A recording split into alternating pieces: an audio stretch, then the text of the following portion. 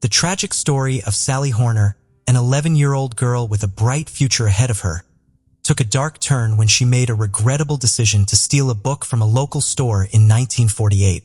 Little did she know that this impulsive act would lead to a series of harrowing events involving a man claiming to be a Federal Bureau of Investigation agent.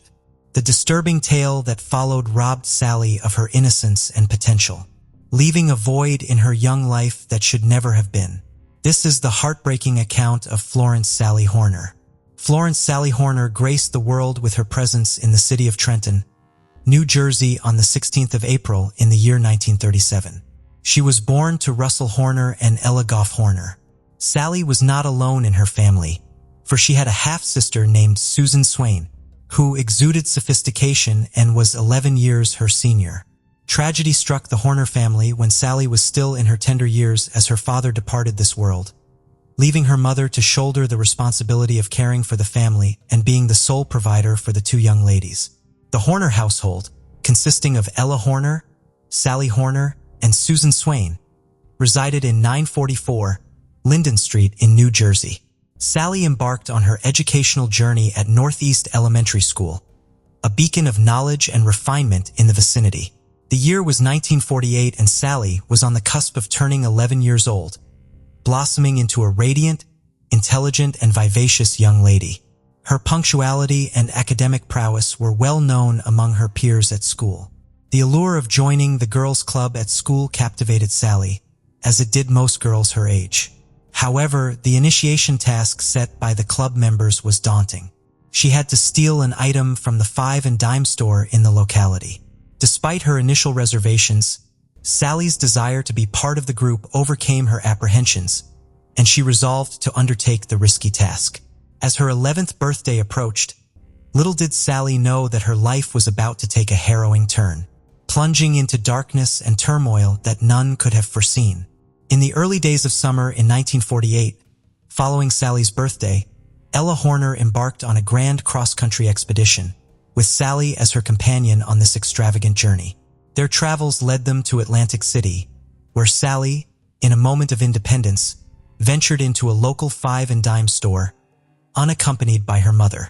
Upon entering the store, she recalled the challenge presented to her by the girls at the club and recognized that this might be her prime chance to take something. Sally ultimately made the choice to steal a notebook. As she grabbed a 5-cent notebook and concealed it in her bag, a middle-aged man seized her by the arm and identified himself as a Federal Bureau of Investigation agent. He informed Sally that she was being detained for theft from the store. It seemed unlikely that a genuine Federal Bureau of Investigation agent would confront a young girl in a store in such a manner. So the question arose, who was he really? The gentleman identified himself as Frank LaSalle. He was not affiliated with the Federal Bureau of Investigation or any other law enforcement entity. He did not hold the position of a security guard at the establishment either. So who was he exactly? At the time, Sally encountered Frank LaSalle. He was a 50-year-old individual with a criminal record for child abuse. Frank had been granted parole earlier that year, merely 2 months before crossing paths with Sally at the store. He had previously served time for the physical abuse of 5 young girls aged between 12 and 14. Sally was within the same age range when she encountered Frank, although she was unaware of his past. Upon hearing the words, "You're under arrest," Sally was filled with fear. This marked her first encounter with any form of trouble, as she had always been a well-behaved student and a devoted daughter to her mother. As a young girl, she was under the impression that she was truly facing arrest. The man proceeded to inform her that he would release her on the condition that she reported to him periodically. Failure to comply would result in her placement in a reform school. He warned. Sally felt compelled to agree to his terms upon hearing this, as she believed she could not disclose her actions to her mother. Reporting to him periodically seemed like a more favorable alternative than confessing to her single mother that she was facing imprisonment. Over the following 2 months following the incident in Atlantic City, Sally would meet with Frank periodically, as he had followed her and her mother back to New Jersey, under the guise of monitoring her. During these encounters, Frank gathered information about her and meticulously devised his next steps. After a brief absence, Frank returned to see Sally once more in mid-June 1948 as she made her way home from Northeast School. At that time, Sally had just completed the 5th grade. During this encounter, Frank presented her with new directives. The set of instructions presented a daunting challenge to her. Frank desired Sally's company in Atlantic City, the very place of their initial encounter. This would require her to leave her family and accompany a complete stranger. Frank had a well-thought-out scheme in place. He planned to masquerade as the father of Sally's classmate and extend an invitation for a week-long getaway to Jersey Shore. Initially hesitant to confide in her mother, Sally ultimately mustered the courage to do so, driven by the fear of potential legal consequences.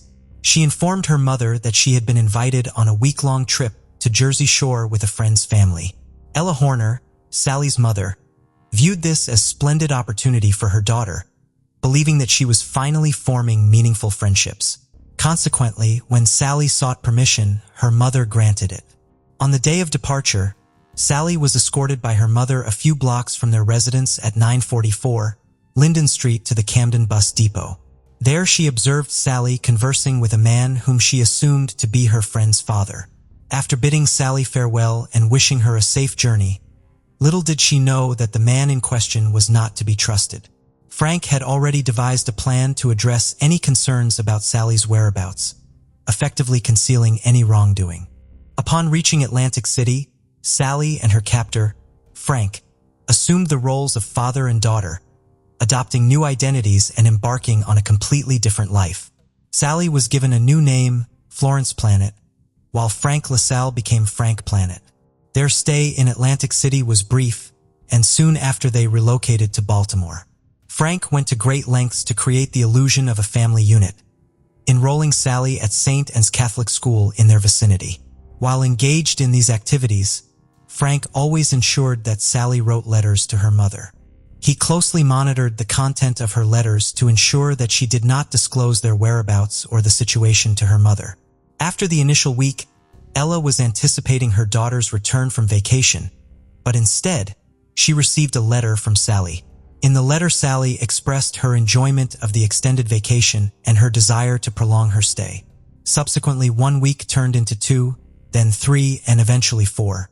On July 31st, 1948, Ella received the final letter from Sally in which Sally expressed her reluctance to continue writing. Upon receiving this message, Ella promptly contacted the authorities suspecting that something had gone awry. The search commenced on August 5, 1948.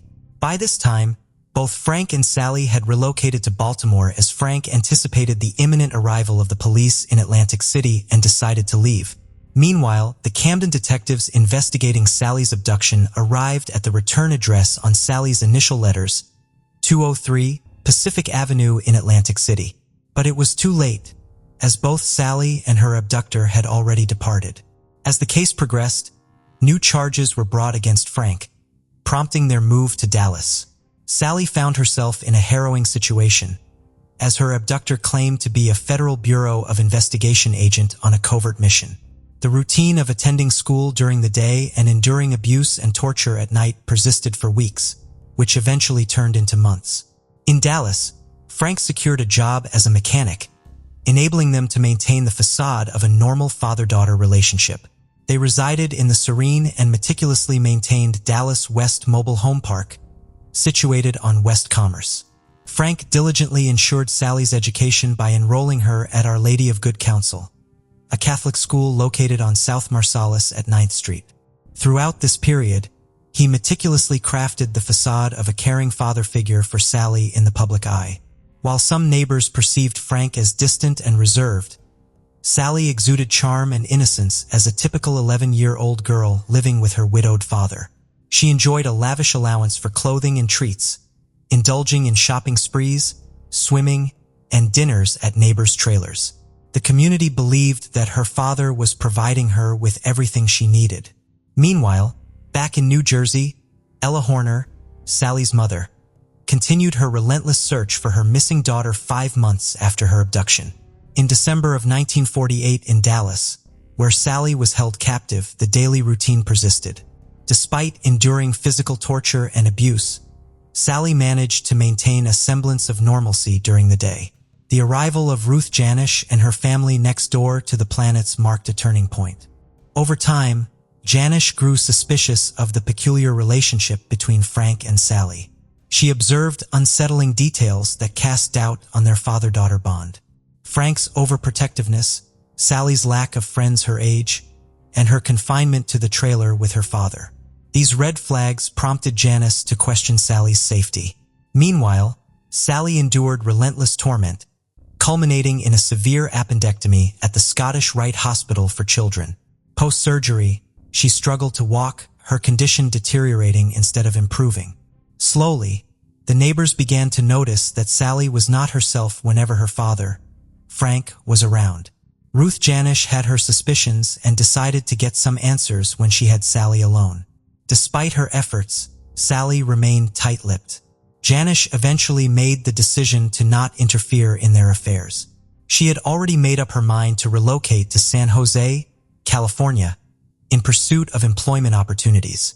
By February 1950, Ruth Janish and her family had packed their bags and made the move to San Jose, California. After a few months, Janice had settled into her new life there. However, she couldn't shake off her concerns about Sally and wanted to ensure the girl's well-being. Janice took the initiative to write a letter to Frank LaSalle in Dallas, urging him to consider moving out west where there were more prospects. In February 1950, Frank and Sally followed suit. Meanwhile, Sally's health continued to deteriorate. Eventually, she confided in a classmate about the true nature of her relationship with the man posing as her father. Despite her friend's advice to stop, it was too late. Frank whisked her away to San Jose, California. Upon their arrival in February 1950, Frank, Sally, and Janish reunited and began to acclimate to their new environment. However, Sally had reached her breaking point. On March 21, 1950, she mustered up the courage to confide in Janice, revealing that she had been kidnapped and desperately wanted to return home to her mother and sister in New Jersey. Janice wasted no time in helping Sally reach out to her family in Camden.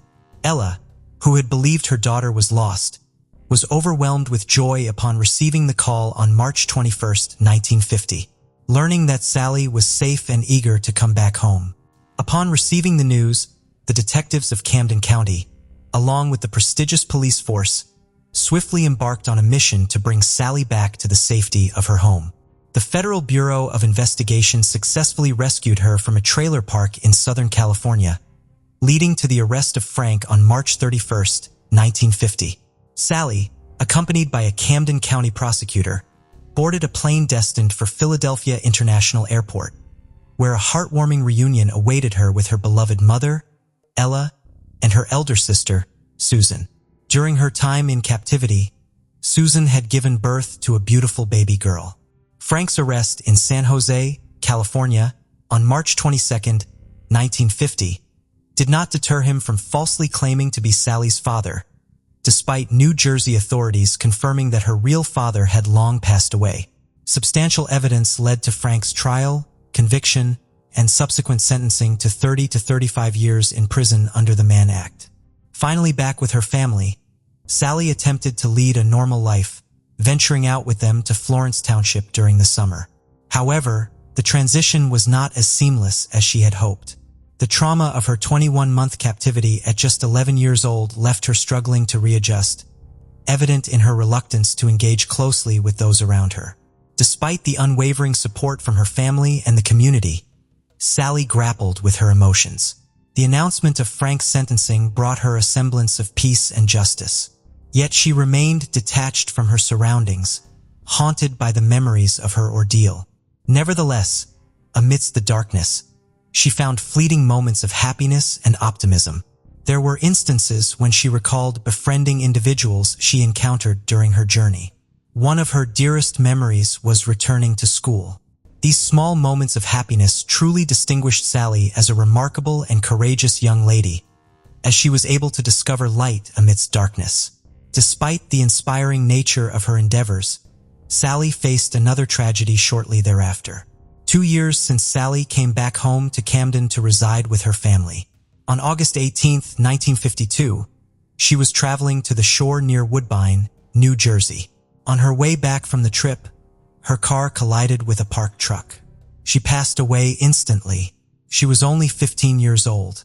According to the Associated Press report on August 20th, 1952, Florence Sally Horner, a 15-year-old girl from Camden, New Jersey, who spent 21 months as the captive of a middle-aged man with questionable morals a few years ago, was killed in a highway accident when the car she was in crashed into the back of a parked truck.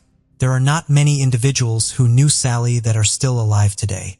Her niece, now 70 years old, born in August 1948, 2 months into Sally's captivity, is among the few who remain.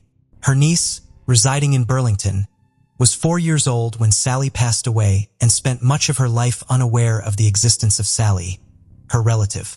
Even though those who had personal connections with her are now scarce, we hope that more individuals will learn about the story of this courageous girl and admire the bravery and resilience she exhibited. For 55-year-old Kenny Coons, July 5th seemed like any other day. He exited the trailer next to his family's residence and proceeded to greet them in the house. Upon entering, he was confronted with a gruesome sight. His entire family had been fatally shot and left to perish on the floor. Kenneth was appalled by the discovery and hurried to the nearest phone to alert the authorities. In the ensuing weeks, investigators grappled with identifying the perpetrator, leaving the community pondering who would target and kill this close-knit family and what the motive could be. The town of Bern, located in central Wisconsin, is part of the Wausau metropolitan area. As of the year 2000, the population of Bern was a modest 562 residents, with a population density of 16.5 individuals per square mile. Many families enjoy the advantage of residing on expansive multi-acre properties. The area is rich in parks, golf courses, and national parks, making it a serene environment for families seeking a peaceful lifestyle. This was the belief held by the Coons family, who made Bern their home. The family included 70-year-old Helen Coons, her sons Kenneth aged 55 and Randy aged 30, along with Helen's siblings, Clarence, 78, Irene, 81, and Marie, 72. They were well known in the community for their exceptionally close ties, with some locals suggesting their bond was perhaps too intense. The Coons family lived in a weathered gray house situated on a 108-acre property, approximately 6 miles from the town center. Visitors to their home often described it as cluttered and filled with various items. Lacking indoor plumbing, the family relied on a wood-burning stove for cooking and heating. Except for Kenneth, who opted for a trailer next to the house for a bit of privacy, the rest of the family resided in the disordered home. Despite its dilapidated state, the Coons household was relatively affluent, having accumulated over $20,000 in cash stored throughout the residence. The family was perceived as somewhat eccentric, as they consistently paid their bills in cash and preferred a life of seclusion. They typically wore hand-me-down clothing passed down through the family and maintained a notably close relationship. Kenneth and Randy frequently took their mother, Helen, into town for grocery shopping and bill payments. According to an article in the Post-Crescent, the Coons family often felt like outsiders in their own community. Some members of the community adopted a more compassionate stance towards the Coons, yet the majority viewed them as peculiar and strange. The Coonses might have remained unnoticed had it not been for a fateful July 4th evening. On July 5th, 1987, Kenneth awoke in his trailer, nursing a headache. He had spent the previous night at the cheese factory where he was employed before enjoying drinks with friends. Celebrating the holiday, Kenneth had indulged in a few extra beers, a decision he would come to regret the following morning. After preparing himself for the day, Kenneth cautiously stepped out of his trailer and made his way to the main house. He anticipated a warm greeting from his mother, uncle, and aunts, but instead he was confronted with a scene that would forever haunt him. As he opened the front door, Kenneth called out for his mother, but silence greeted him. He shut the door behind him and continued to call her name. The chill ran down his spine as he took a few more steps into the entryway. There lay his aunt, Marie, lifeless on the floor, surrounded by a pool of her own blood. She had been shot in the head with a .22 caliber weapon. In a state of shock, Kenneth wandered through the house, hoping this was merely a nightmare from which he would awaken. Upon reaching the kitchen, he discovered Randy, also shot and left to bleed out. Kenneth rushed to him, attempting to revive him, but it was too late. Realizing he needed to locate the rest of his family, Kenneth began to move cautiously from room to room, acutely aware of the possibility that the assailant might still be within the house, fearing he could meet a similar fate. When he reached the bedrooms of Clarence and Irene, he found both of their bodies, each having suffered the same fate from a Bond .22 caliber gun. Clarence was in his bedroom, while Irene was slumped in a chair. It became evident to Kenneth that this had been a sudden attack, leaving his family with no opportunity to defend themselves or escape. A sense of unease enveloped Kenneth as he hurried down the stairs and out the door. He dashed to the neighboring mansion, pounding on the grand entrance. Once the door swung open, a flurry of words spilled from Kenneth's lips as he requested the use of their telephone. Panic and dread had seized control of Kenneth's being, with adrenaline coursing through his veins. At last he managed to convey his message to the neighbor, and a call to the authorities was promptly made. In a matter of moments, police cars with flashing lights and blaring sirens descended upon the 108-acre Coons estate. Investigators briefed themselves on the unfolding situation, marking the commencement of the official inquiry. Kenneth was the primary individual sought after by the Marathon County Sheriff's Office. He was the one who had stumbled upon his family's lifeless bodies, the sole survivor. In the initial interrogations, Kenneth expressed his concern for his missing mother, Helen Kuntz. While Kenneth fretted over his mother's whereabouts, investigators couldn't help but cast a suspicious eye her way in the early stages of the investigation. A motive had yet to be discerned, and investigators were prepared to explore every possible lead. As reported by UPI in July 1987, the Marathon County investigators asserted that Helen Kunt's status as a victim or suspect would remain unknown until her discovery. Could Helen truly have harbored the motivation to annihilate her entire family, sparing only her son? Was it plausible that she had taken her own life thereafter? Might she have absconded under a new identity? These burning inquiries were temporarily set aside as investigators frantically endeavored to unravel the events of that fateful July 4th evening. Forensic specialists meticulously combed through the Kuntz residence, detailing the abysmal conditions within. Their accounts painted a picture of a home overrun by filth and neglect. Devoid of modern conveniences like plumbing or a proper kitchen, the family had resided in squalor, hoarding refuse and allowing grime to accumulate unchecked. This situation left investigators utterly perplexed. The family not only operated a farm that generated a respectable income, but they also had over $20,000 in cash, discreetly hidden throughout their residence. It became evident to the authorities that the perpetrator of the Kuntz family's demise was oblivious to the significant sum of money that lay within reach. When adjusted for inflation, that amount would equate to over $52,000 in today's economy. Despite their living conditions, which could be characterized as impoverished and dilapidated, the family possessed a television and a video player. A rumor quickly spread through the town, further alienating the family from the community. Gail Weiler, the proprietor of a local hardware store, revealed to Marathon County investigators that in the weeks leading up to the tragic event, Helen had visited her store to purchase .22 caliber ammunition. Helen asserted that the bullets were intended for her sons, Randy and Keith, to use while hunting birds on their expansive property. However, this was not the most intriguing detail she shared. Gail informed investigators that Helen had expressed her discontent regarding her family's habit of watching explicit films together on the video player. This claim was corroborated by the collection of adult material found within the Kuntz household. Alarmingly, this was not the first instance of rumors regarding inappropriate sexual conduct and incest surrounding the family. Investigators from Marathon County uncovered a historical case file from the 1930s which detailed accusations against a 40-year-old neighbor who was convicted of assaulting and impregnating a then 15-year-old Helen. Furthermore, Kenneth harbored suspicions that his biological father was none other than Helen's brother, Clarence Kuntz. The veracity of these allegations remains uncertain as the family, particularly Helen's mother, consistently refuted them. Amidst the swirling rumors, Additional gossip emerged, with townsfolk believing that Helen and her son, Randy, shared a bed at night, intensifying the already rampant incest allegations against the Coons family. Reports indicated that siblings Clarence, Marie, and Irene shared the living room for sleeping. Whispers of incest had lingered through the generations, and the townsfolk now pondered if those unsettling relationships had reached a climax. Speculation ran rampant. Meanwhile, Helen remained elusive. The residents of Byron rallied behind Kenneth Coons, albeit from a cautious distance. Despite the family's peculiarities and the unsettling rumors surrounding them, the community felt the weight of the tragedy.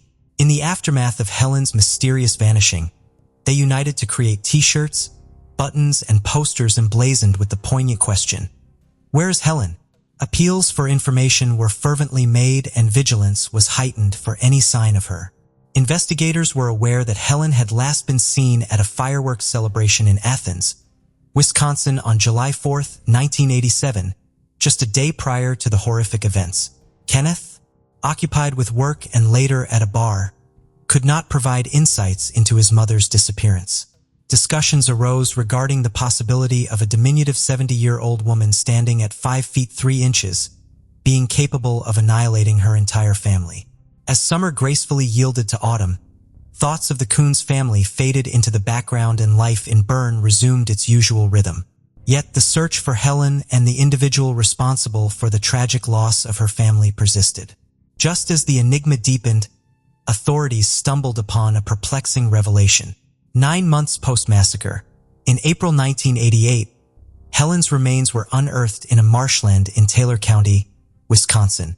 Like her family, she had met a grim fate, shot in the head with a .22 caliber bullet. Following the discovery, an autopsy was conducted, yet any further evidence unearthed has remained undisclosed. The investigation faced a temporary standstill, as Helen, once presumed to be the perpetrator, had suffered the same tragic end as her family. It is quite astonishing that the tragic shooting in 1987 was not the first calamity to befall the Coons family. In December of 1905, Helen's grandmother, Marie Coons, was discovered brutally murdered within the confines of her home in Manitowoc, Wisconsin. The investigation was swift, culminating in a shocking revelation. Wenzel Coons, Marie's own son, was charged with her heinous murder. In a fit of rage, Wenzel had bludgeoned his mother while she lay peacefully in her bed, leaving her lifeless body for the family to find. During the ensuing trial, Wenzel was deemed insane and subsequently committed to a mental institution, where, coincidentally, his brother was also a patient. By 1906, the Coons family had significantly diminished in number, and in 1914, the remaining members sought a fresh start in Marathon County, settling on a farm that was purported to be bountiful. However, upon arrival, they were met with the harsh reality that the promised land was merely a desolate expanse of tree stumps and refuse. Despite their struggles, the Coonsies eventually carved out a reputation across Bern and Marathon County. Yet investigators found themselves perplexed, unable to ascertain a motive for the earlier tragedy. A substantial sum of over $20,000 was discovered within the family home, effectively ruling out robbery as a potential motive. Then, in January 1988, a new twist emerged in this already intricate case. Investigators uncovered fresh evidence that pointed to a suspect, Christopher Jacobs III, hailing from Athens, Wisconsin, not far from Bern. It was revealed that just prior to the murders, the 22-year-old Christopher had purchased a vehicle from the Coonses. He was among the rare few who had ever engaged with this enigmatic family, as many chose to keep their distance, deterred by rumors or the family's reclusive nature. The investigators found it highly suspicious that Christopher had any interaction with such an unusual family and decided to delve deeper into the matter. During a meticulous search of his estate in Medford, investigators uncovered a vehicle, 2.22 caliber rifles, an assortment of .22 caliber ammunition, spent shell casings and newspaper articles detailing the Coonses' murders. A forensic analysis of the car retrieved from Christopher's property suggested it had left tire impressions matching those found at the Coonses' crime scene. A motion submitted to the Wisconsin Court of Appeals revealed that law enforcement had taken plaster casts of tire tracks and footprints from the vicinity of the Coons residence, situated approximately a quarter of a mile from the home. In January 1988, detectives focused their attention on Christopher Jacobs' vehicle to determine if its tires could have produced the tracks discovered in the Kuntz's garden. Although Christopher was arrested in January 1988, he was released without charges just days later. Compounding the situation, investigators faced significant challenges in gathering evidence while he roamed freely for months. It wasn't until August 1988 that the Marathon County Sheriff's Office returned to Christopher's residence, leading to his rearrest and subsequent charges, with the case set to proceed to trial.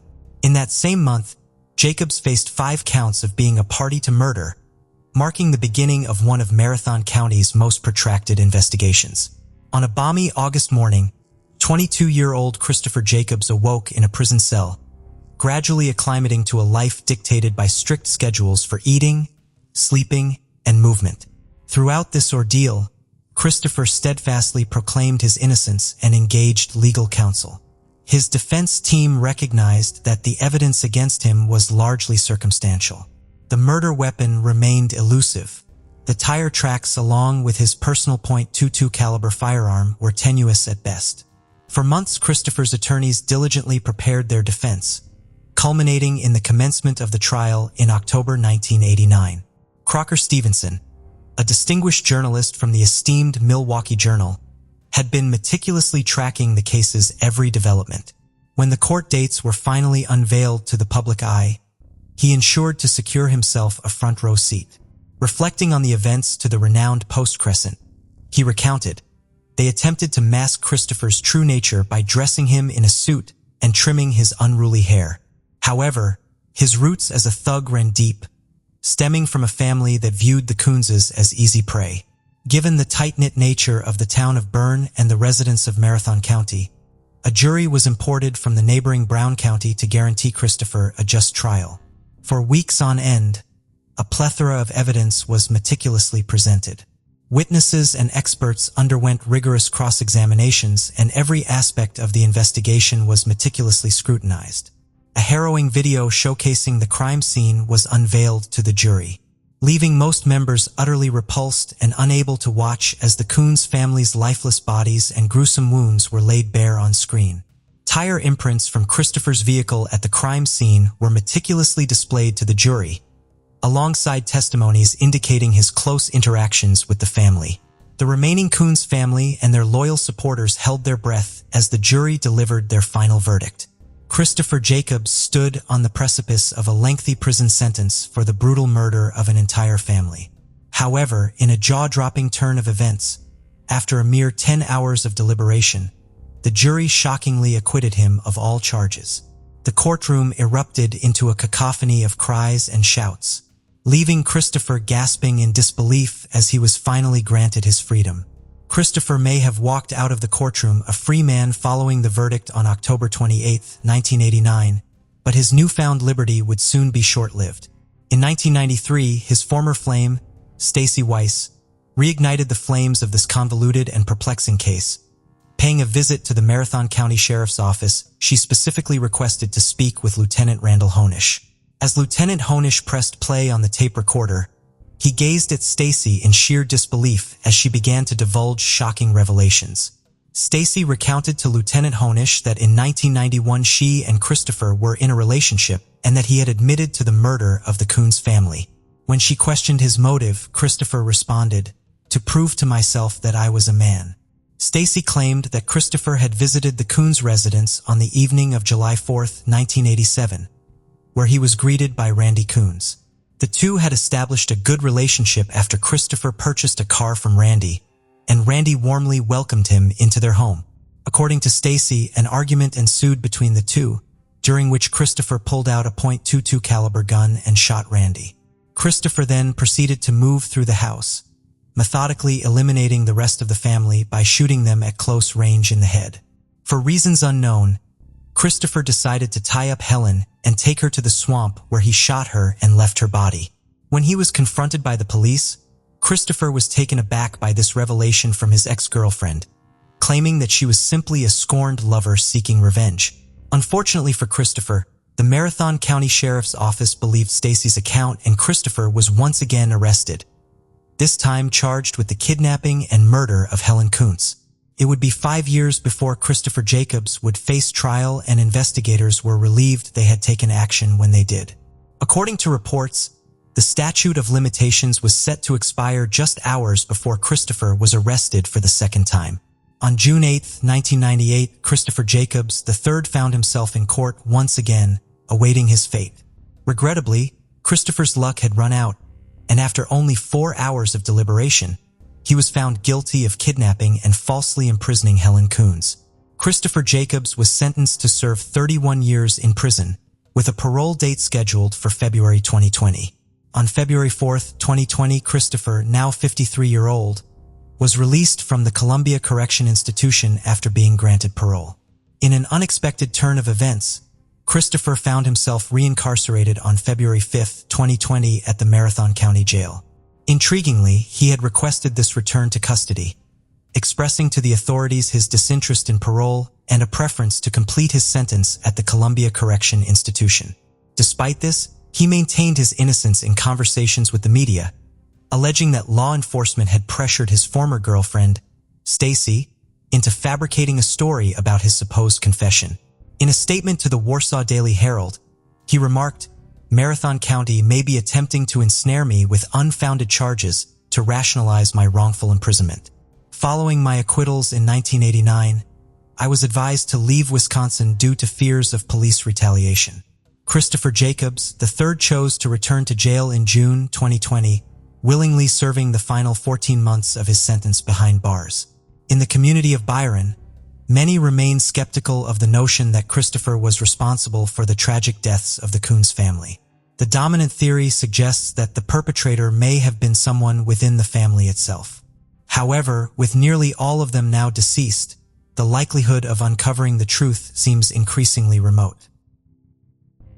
On October 11, 1991, Linda Little, a waitress at a restaurant in Daytona Beach, Florida, inexplicably disappeared after finishing her shift. Her case remained a mystery for several years until the individual responsible, while in prison, experienced a profound moment of spiritual insight that resulted in a shocking confession. What really happened to Linda? What route did she take after leaving work that night? Was she being followed? Or did a tragic twist of fate lead her to an unfortunate situation? In today's discussion, we will delve into the captivating case set in Daytona Beach, a city celebrated for its pristine white sandy beaches and the iconic International Speedway, which draws racing aficionados from far and wide. The city features a variety of resorts and attractions, along with picturesque ocean views that entice millions of tourists each year. Linda entered the world on October 29, 1947, in North Carolina.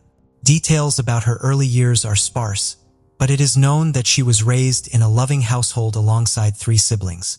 Her younger sister fondly recalls Linda as a vibrant individual, someone who brought joy to those around her. At the age of 19, Linda welcomed her first and only child into the world. The identity of the child's father remains unclear, as does the timeline of their relationship. However, Linda embraced her role as a single mother, supported by her family. In 1989, at 41 years old, she relocated from North Carolina to Daytona Beach, Florida. Her new apartment was conveniently located near the bustling Broadway Bridge in downtown Daytona, and she lived independently.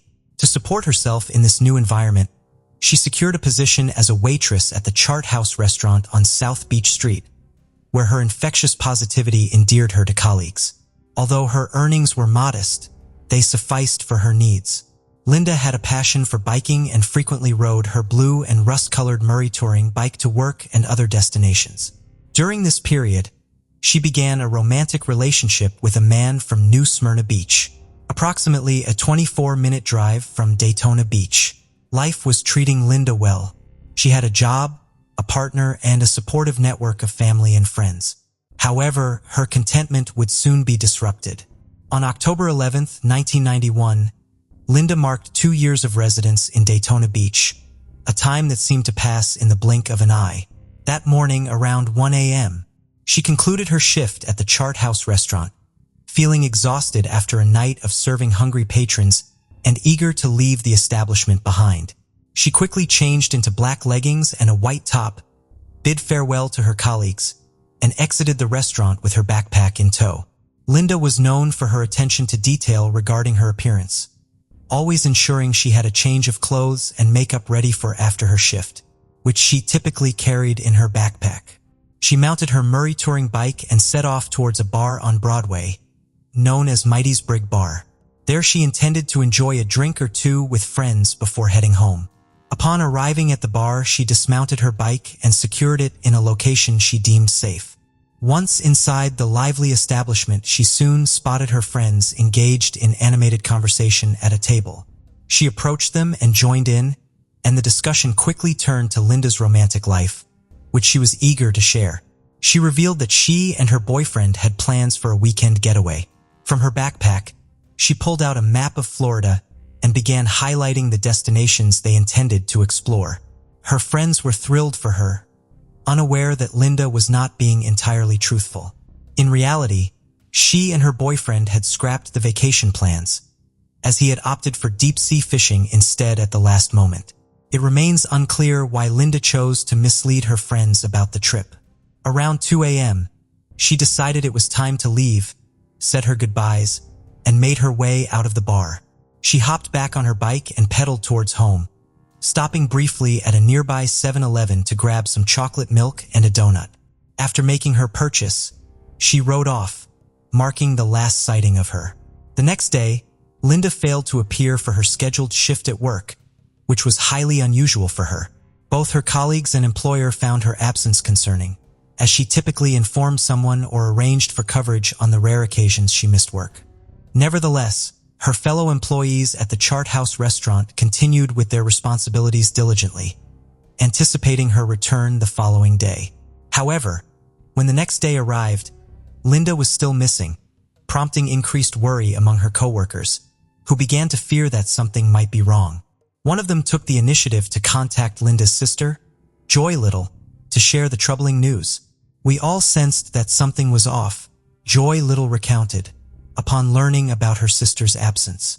It was 3 days after Linda's unexplained disappearance that a friend and coworker, Barbara Sheridan, officially reported her as missing.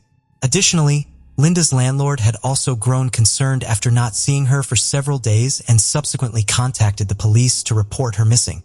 Detectives in Daytona Beach were then tasked with locating the missing woman. Their first stop was her apartment, where they hoped to uncover any clues regarding her whereabouts. With the landlord's assistance, they entered Linda's residence and began their search. Everything appeared to be in order and there were no signs of disturbance. Notably, her bed looked untouched, leading detectives to suspect that she had not returned home after her shift on October 11th. Recognizing the gravity of the situation, they were resolute in their commitment to uncover the truth. Following the completion of the search of her apartment, they proceeded to interrogate individuals in the upscale neighborhood, as well as her coworkers and circle of friends. It was during this meticulous process that they uncovered her visit to the Mighty's Brig Bar and then the 7-Eleven store after her shift concluded. Yet her whereabouts remained an enigma.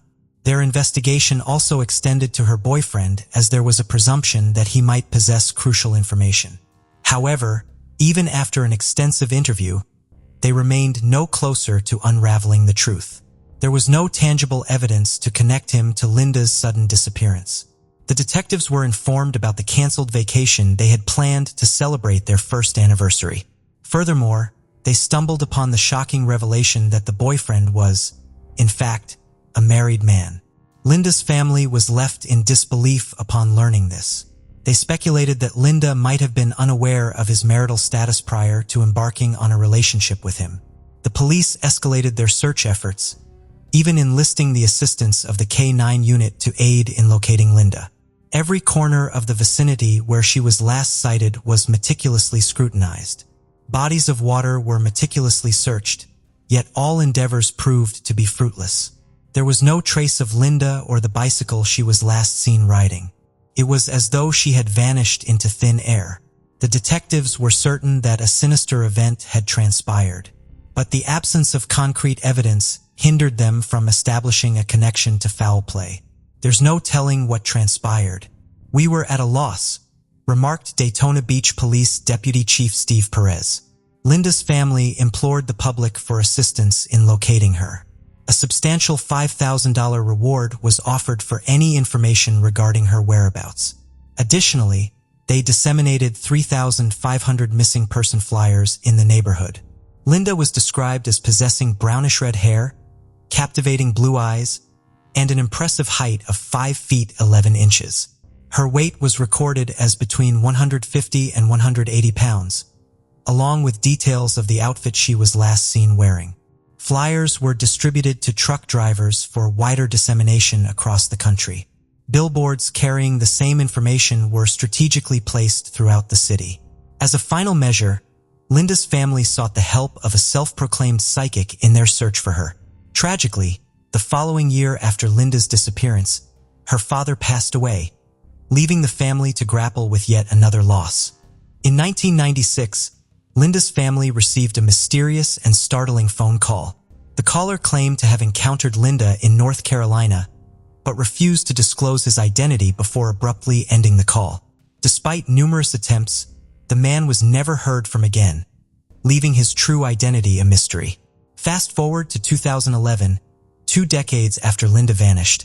Her family shared their ongoing search efforts with the local media. In an interview with the Daytona Beach News-Journal, they expressed their unwavering hope of finding Linda one day. "I've never truly mourned her," Joy Little revealed. "I've dedicated myself to seeking answers to the unresolved questions," she continued. In 2016, a fresh team of detectives at the Daytona Police Department took over the case. However, despite their thorough investigation, the evidence failed to provide any concrete leads, leaving the detectives feeling disheartened. The case remained inactive for another 4 years until an unexpected turn of events in early January 2020. The Daytona Beach Police Department was contacted by an inspector from the Tomoka Correctional Institution, located in the same city, regarding an inmate who claimed to possess crucial information about an unsolved homicide. The individual at the center of this tragic narrative is a 51-year-old man named Michael Townsend, who is currently serving a life sentence for the brutal murder of Sherry Carmanto in 2007, a woman from Titusville. Townsend and Sherry, once childhood companions, rekindled their friendship after his release from prison in late 2006. His prior incarceration in 1994 was marked by a series of serious offenses, including robbery, grand theft, and burglary. Upon his release, Sherry graciously offered him temporary shelter with her family. However, during this brief stay, he committed the unthinkable, brutally beating her to death with a metal fence post and a hammer. He then callously concealed her lifeless body in the laundry room beneath a heap of clothes before fleeing the scene in her vehicle, which he later sold to an unsuspecting group for an undisclosed sum. It was not long before Sherry's body was discovered by her boyfriend, leading to Townsend's swift apprehension. During questioning, he confessed to the murder, claiming a misguided belief that their intimate relationship had led to him contracting AIDS from her, which he cited as his motive. However, an autopsy revealed that Sherry was free of the disease. This revelation piqued the detective's interest in an unsolved case involving Linda Little, a murder Townsend had previously mentioned. An interview was promptly arranged during which he shockingly confessed to killing Linda in 1991. The detectives, taken aback, sought to confirm his claim by showing him a photograph of Linda, to which he unequivocally responded, "No doubt about it. No doubt." According to his account, he had been residing in Orlando but chose to venture to Daytona Beach to celebrate his birthday.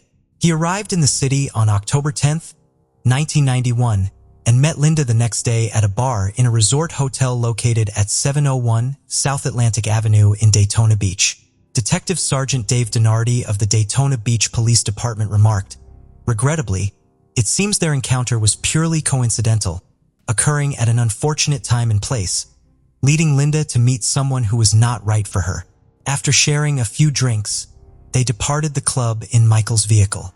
During the drive, he inexplicably suggested that they take a shower, which upset Linda significantly. According to Townsend, she became agitated and began to yell at him. In response to her escalating outburst, Michael's frustration grew, and in a moment of rage, he struck her forcefully across the face with the back of his hand. Following this, he tragically proceeded to strangle her to death. Upon realizing the gravity of his actions, he quickly contemplated his next move. He drove to Camden County, Georgia, where he disposed of her body behind a movable waste container. Detectives were astonished by the detailed account he provided, which indicated that the case was finally resolved. In addition to Linda's murder, Michael confessed to having killed 2 women in Memphis, Tennessee. He explained that his decision to confess stemmed from finding God while in prison. Michael also attributed his violent tendencies to having been sexually abused by his stepfather and some family friends during his childhood. Daytona Beach Police Chief Chitwood noted, "He holds his mother and other women in his life accountable for not safeguarding him as a child, which led to his developing a deep-seated animosity towards women." When Linda's family was updated on the case's developments, they expressed relief and gratitude that Michael had come forward to admit his wrongdoing. Speaking at a press briefing, Wanda Hinson, Linda's sister, expressed her gratitude to Townsend for informing the family about the situation. She emphasized her forgiveness towards Townsend and her refusal to harbor negative emotions. Additionally, she hoped that Michael's confession would prompt other offenders to come forward. In December 2022, Michael pleaded guilty to the first-degree murder of Linda, and although the death penalty was not pursued, he received another life sentence. State Attorney R.J. Larissa expressed satisfaction in solving the cold case and hoped the plea would bring peace to the family. Despite efforts to locate Linda's remains, they remain undiscovered, leaving the mystery of her body unresolved. Independence, Missouri, in the United States of America. Home to Louise Dickey.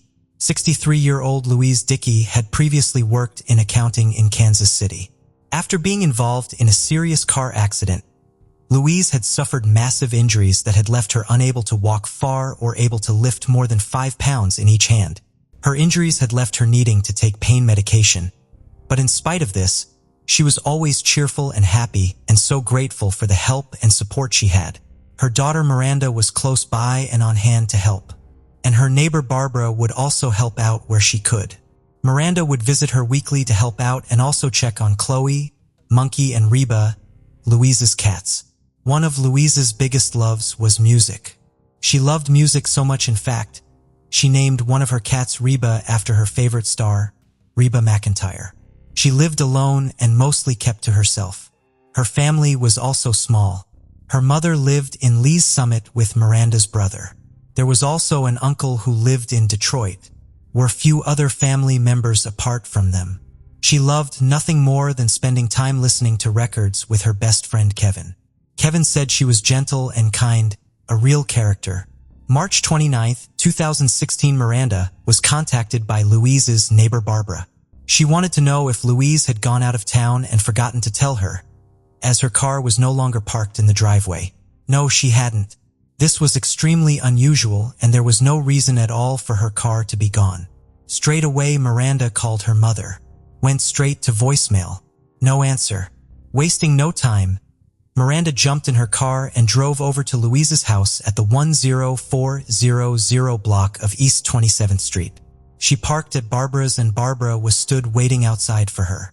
Miranda let herself into her mom's home and called out, but it was quiet. Looking to her right, she noticed her mother's purse on the sofa, with the Ziploc bags that she usually kept in her purse, which were empty. As she headed down the hall trying to find Louise, her daughter spotted the bathroom door. It was shut. The bathroom door was never shut. Miranda even said she had never ever known that bathroom door to be closed. As she slowly went into the bathroom, she came across a nightmarish scene. Her mother's body lay in the bathtub.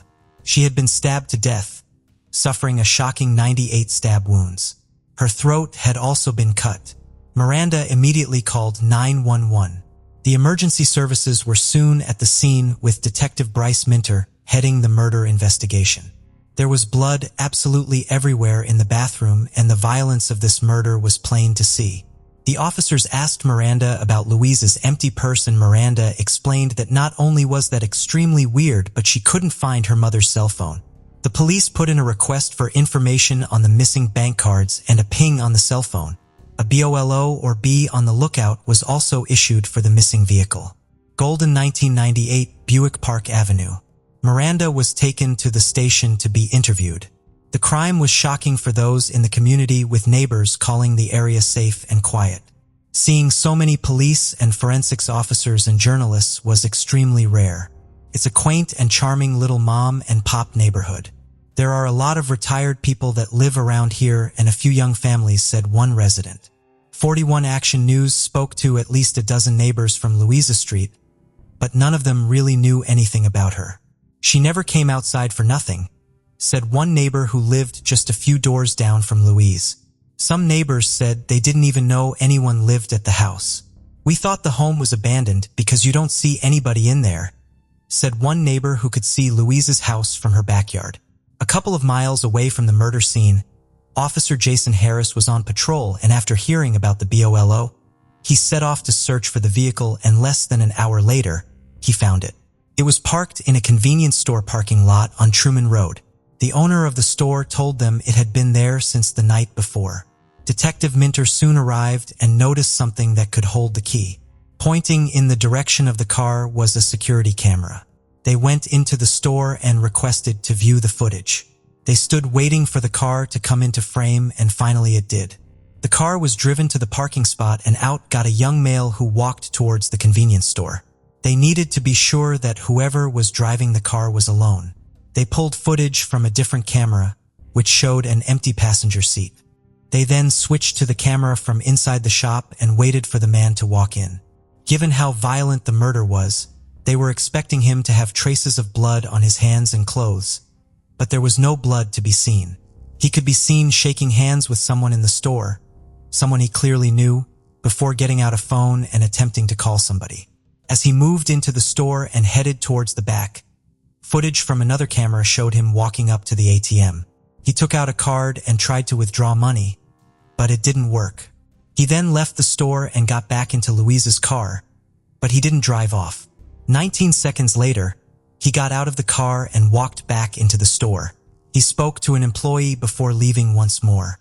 Luckily, that member of staff was in and working that day. Officers showed him the clip, hoping he would be able to ID the man in question, but the employee couldn't. He couldn't even remember talking to him. It was extremely disappointing for the police.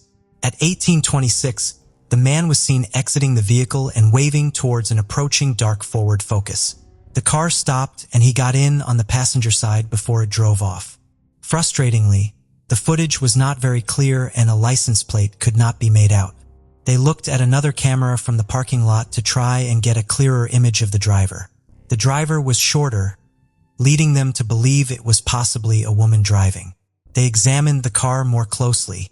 There was a missing hubcap on the driver's side, and as the car pulled onto the road, the hubcap was also missing from the passenger side. They needed to find the car and they needed to find the driver, so another BOLO was issued. As the officers headed back to the station, a vital piece of the puzzle was coming in: the bank records for Louise Dickey. It showed that the day before at 17:11, her card had been used at a Walgreens store. This was 23 minutes before her last call with Miranda. Knowing that this shopping trip and the transaction would have been caught on camera, the officers wasted no time in heading over. The footage began to play, and at 5 the car pulled into the parking lot. Two people got out and headed inside. Footage from inside the Walgreens showed that it was Louise, with the mystery man who had left her car in the convenience store. They purchased several items before leaving. This was not long before the police believed she had been murdered. Who was this man and how did he know Louise? Miranda was shown the footage at the station, with the officers being hopeful she would be able to shed light on who he was. But she couldn't identify him, so the officers went back to the bank records. Where had her car been used after Walgreens? At 2:02 a.m. on the day her body was discovered in the bathroom, her card had been used again at a Quick Trip in Kansas City, Missouri. Someone had tried to take out $300, which had failed. 1 minute later, there was an attempt to withdraw $100. Luckily for the officers, this Quick Trip also had surveillance cameras.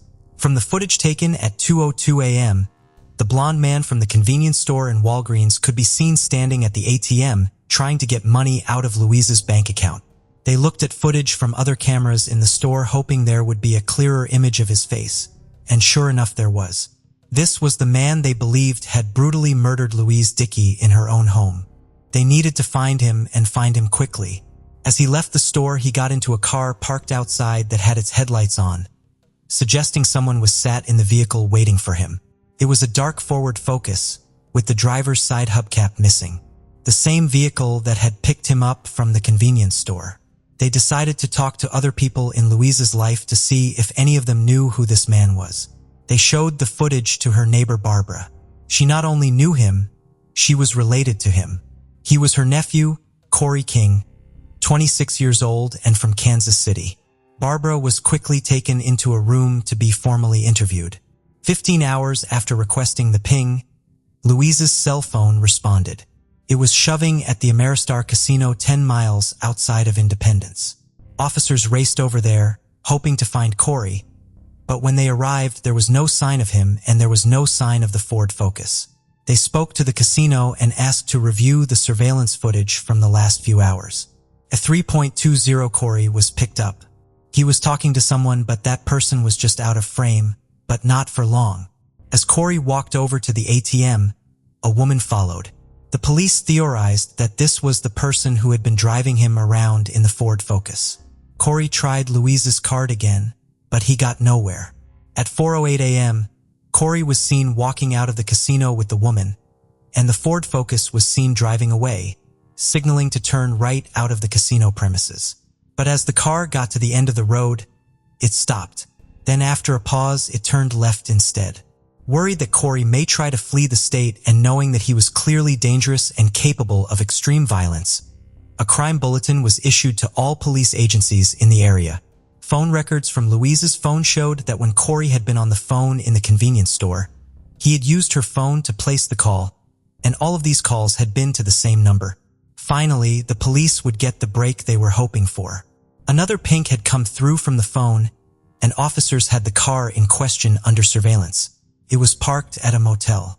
Wasting no time, officers raced over and Corey and the woman were taken into custody.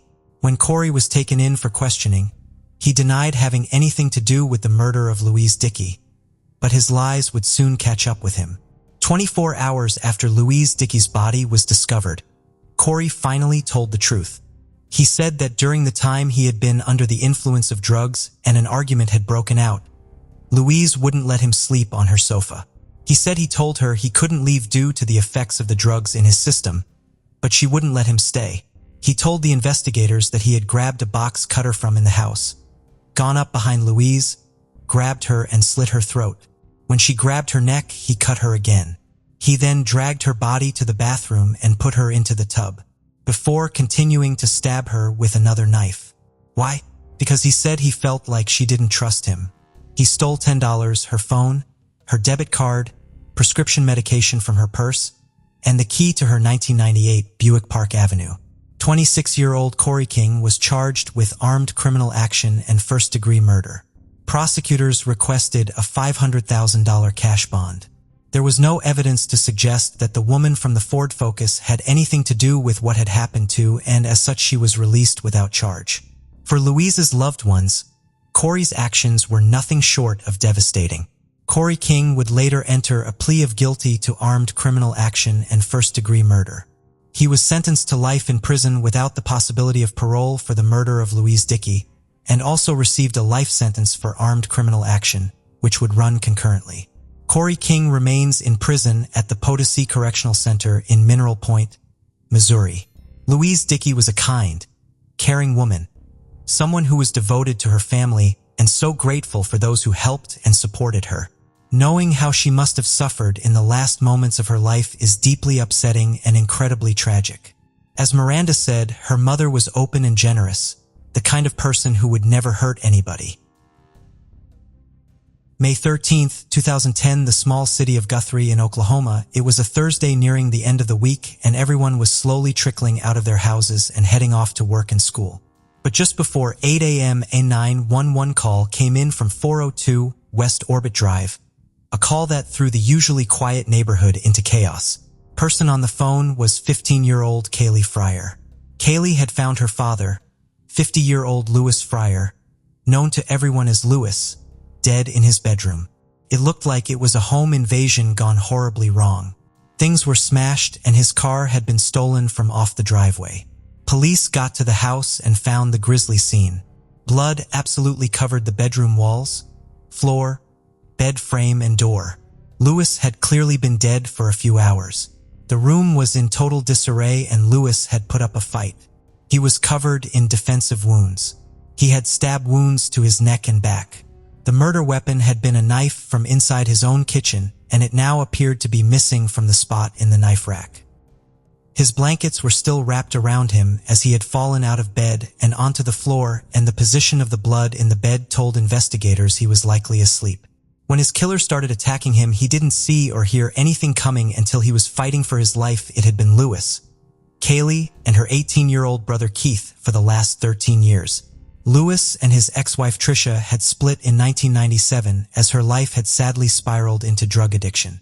She was going in and out of prison and Louis was given full custody. But he encouraged the kids to see her even more than the courts granted. He wanted them to keep as good a relationship with her as they could.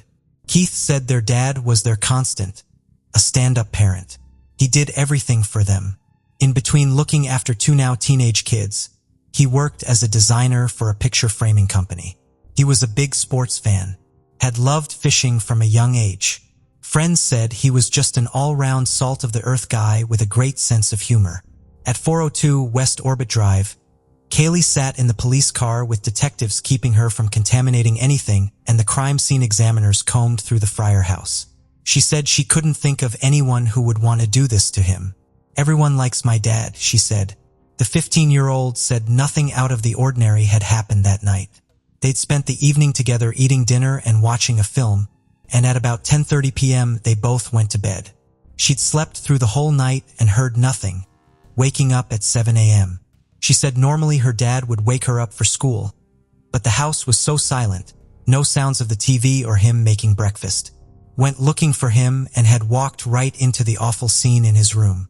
As they looked around, they noticed there were no signs of a forced entry. No locks were damaged and no windows were broken. It looked as if the killer had got in through an unlocked door and then escaped out of the back door, as there was a tiny amount of blood on there. As with all cases, you look at the people closest to the victim, often a partner or an ex, so they turned their attention to his ex-wife Tricia. Police had to consider the possibility that maybe this was over custody. Although initially a little hard to get hold of, she voluntarily came in for an interview and it was obvious she was nothing to do with it. Tricia was happy for Louis having full custody given everything going on in her life. She was grateful to him, and all things considered, they had a very amicable relationship. There was simply no motive there at all. Kaylee then revealed that a few days before, her older brother Keith had left the house after having a fight at school, which had caused an argument with their dad. Louis had always made it clear that the minute either of them turned 18, there would be adult consequences for things, and getting into a physical fight at school was one of those things. He was disappointed in his son, and he said he needed to leave the house. Keith went to stay with a friend, but everyone knew it was only a temporary thing. Louis said he would of course welcome him back if he accepted responsibility and didn't do anything like that again. So could this be a potential motive? They headed to Guthrie High School and detectives escorted Keith into the principal's office where he was informed of his dad's passing. His reaction was raw and genuine. He had no idea what had happened. He started screaming that they were lying, getting so angry and upset he threw his chair against the wall. He was heartbroken, especially with this all happening after several days of them not speaking and being in a good place. Keith was also ruled out when his friends confirmed he was with them all night. He hadn't been near the house in days. His car was the next thing to look at. They put out a bee on the lookout for it, but it had now been 8 hours since it was stolen, so it could be a big hunt. Police scoured the neighborhoods and talked to those who knew the Fryer family. He hadn't even had so much as a minor dispute with a colleague, let alone have anyone that might want to do this, but one thing they could now rule out was robbery. The crime scene did not point to this being a random attack. There was no break-in. Kaylee had been left unharmed, and despite his bedroom being a mess, nothing apart from the car had been taken, and it seemed that that was more for a getaway rather than wanting to get any money for it. Two of Kaylee's friends then asked to talk to the police, and what they said would change the course of the investigation. They revealed that Kaylee had in recent years become rebellious to the point where Lewis couldn't control her at all. She was drinking a lot and taking drugs, throwing parties when her dad wasn't home, and getting into fights. She'd been expelled multiple times and hadn't been in school for months. Kaylee was not somebody you wanted to mess with. People knew if it came down to do it. She wouldn't be afraid to throw hands or get in someone's face. Her friend Gina said. Lewis had been trying to change things and be stricter with curfews and rules, but Kaylee hated it and was refusing to play ball. Kaylee's diary was discovered in her room, and she had written multiple entries about how much she hated her dad. One entry even read, "You're dead to me." She had recently gotten it into her head that if she went to live with her mother, she would be able to get away with more and just do what she wanted. And one thing that just hadn't sat well with the police since the start of the investigation was how had Kaylee slept through such a violent attack. A huge fight. Things had been broken. Her dad likely shouting for help and then his car speeding away. It seemed impossible. Even her brother Keith couldn't stop thinking about it, and he didn't know what had happened, but he knew something wasn't right. He said when Kaylee and his mother had come to the school to pick him up, he could tell that Kaylee knew more than she was letting on. As soon as I saw Kaylee's face, I just knew she was lying about something, and I was immediately suspicious. I told her I didn't want to talk to her and I felt physically sick, he said. He added, as children, my sister and I were like partners in crime and would sneak out together. But as we grew older, we grew apart and she began to go off the rails, drinking and taking drugs. I tried to speak to her about it, but she wouldn't listen, and she definitely had mental health issues her entire life. She didn't like being told what to do, and she was a problem from an early age. We all knew she had a dark side. She was quick to fight anyone and could fly off the handle. There had definitely been issues between father and daughter, and although Kaylee was the only person they could find that had any real problems with Lewis, they still didn't believe that physically this was something she would be able to do. But they believed she knew who his killer was. Her friends were able to point the police in a new direction. Kaylee had had a 21-year-old boyfriend for a few months, Jerry Jerome Childs Jr., known as Jay. He had no current address, no job, and no money. So Kaylee would often sneak him into their house during the night, and some sources say Jay was even married at the time. Despite her efforts to hide him, Lewis ended up finding out about Jay. He confronted Kaylee and made it very clear he did not want them seeing each other, nor was he ever welcome in his home. It would never be something he would condone. The following day he found and confronted Jay, as well as he was walking around their neighborhood, and Lewis told him the same thing. In the state of Oklahoma, their age difference meant a sexual relationship between the two of them violated statutory rape laws.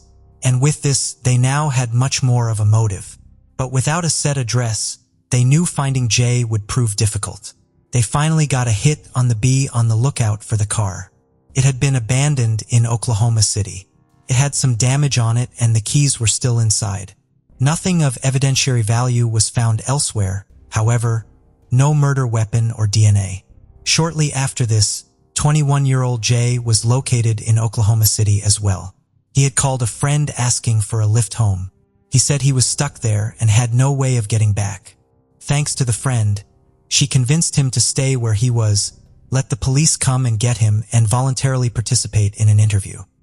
He told the investigators he had absolutely nothing to do with the murder at all, but eventually he admitted he was at the Fryer home that night after Kaylee snuck him in. He said Lewis had woken up, found the pair together, and tried to attack him with a golf club in the hallway. Jay had grabbed a knife in the kitchen in self-defense. Authorities let him talk a while longer. They already knew from the blood-stained evidence in the bedroom that Lewis had been killed in bed. His feet were up against the closet, which was where his golf clubs were stored, and the clubs clearly hadn't been used for a while. They sat there collecting dust. There was no blood in the hallway where Jay said the fight broke out. It was all contained to the bedroom. So self-defense of any sort it was clearly not.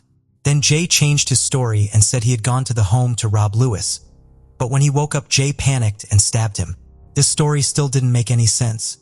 They pushed him more, and he finally admitted that Kaylee had convinced him to kill her father and they had carried out the plot together. She had not been in the room, but she had told him exactly what to do, what time and where to find the knife. He said Kaylee had begged him many times to kill her dad, but he had always refused. That was until the 15-year-old dropped a bombshell and told Jay she was pregnant with his child. Billy Wheeler, the Guthrie City attorney, said everything Kaylee pitched as a plan would have made perfect sense to Jay. This is somebody that's being kicked out of his house and Kaylee offers him a plan. They're going to live with her mother. They're going to be happy.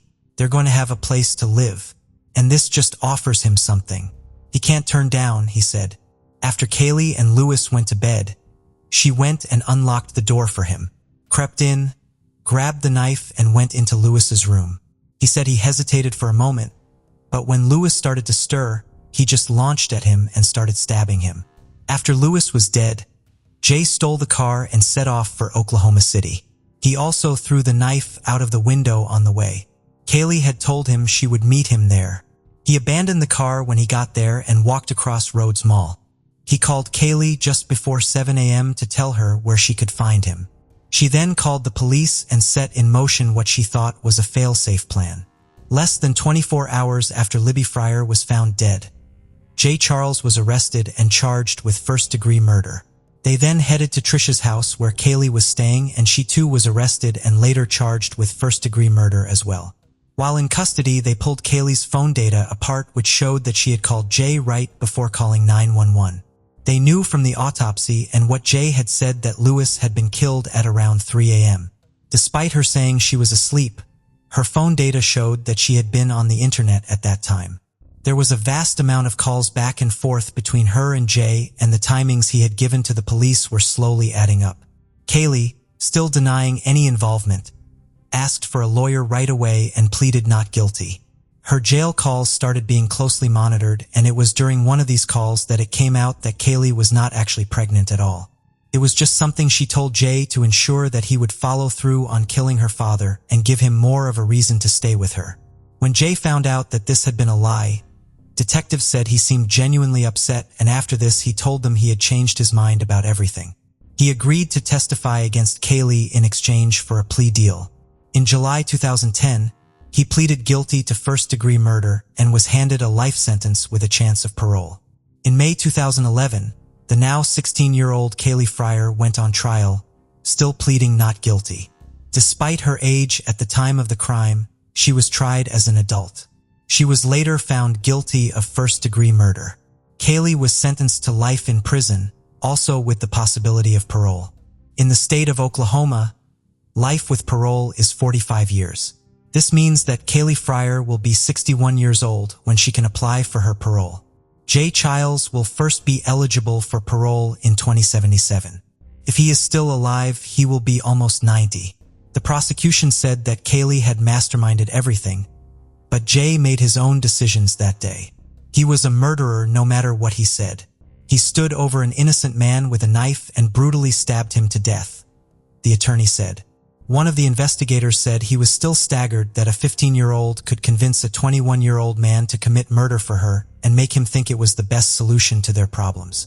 Some family members and friends wanted Kaylee to serve an entire life sentence, with one friend saying it was a good thing that two dangerous people were now off the street. There was a sense of relief because they are afraid of her. That may sound strange to be afraid of a 16-year-old girl, but they know what she's capable of, they said. But others said it was too harsh of a sentence, and Jay should have got more time over Kaylee. Kaylee's mom, Trisha, still believes that she is innocent. Lewis's brother Roy said, "Put simply, there were no winners here, but he was thankful to the jury and prosecutors for their work in the case." When she turned 18, Kaylee appealed several times, but all of them were denied. She continues to stay on the radar, however, and in 2018 she along with 4 others were charged in connection with a contraband conspiracy ring. Keith lives in constant conflict, saying that things affected him so much he had to go into therapy and started drinking a lot to cope. He says he has to think about her young age of 15 at the time and whether or not she really knew the gravity of the situation or even believed it was actually going to happen. But if it was her plan, she could have stopped it as quickly as she had started it, and how you could lie awake through something like that, pretending it wasn't happening. It is something that people believe shows a level of detachment and coldness that is very disturbing.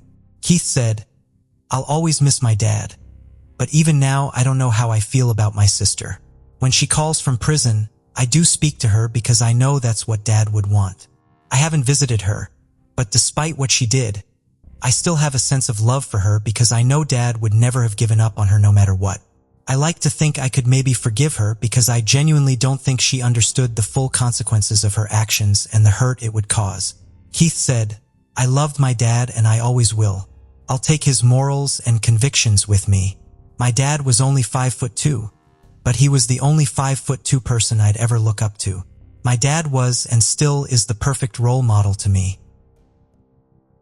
Born in the Philippines, 41-year-old Ark Eli Leo Gunn was a loving mom to 5 sons. She had been living in Canada for 4 years, hoping to earn more money, eventually having enough to bring her whole family over to be with her.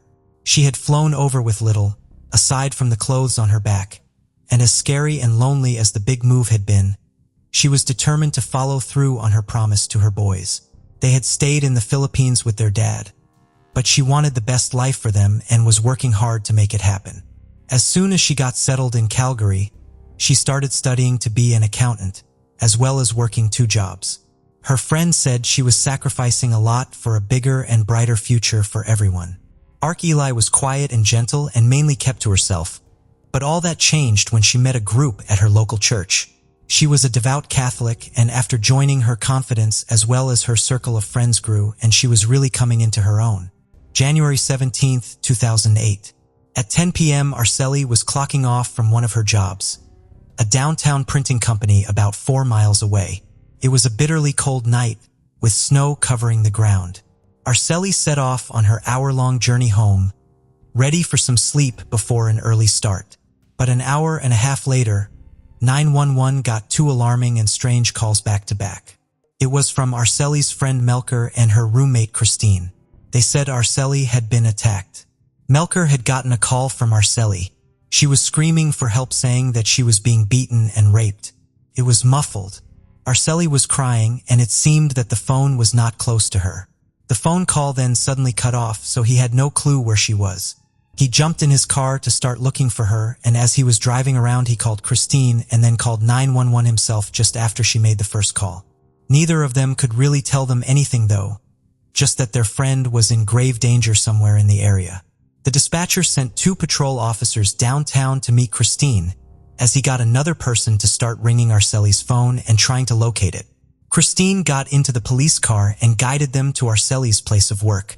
They drove around for a couple of hours, checking every park, every parked car, every dumpster, every alley.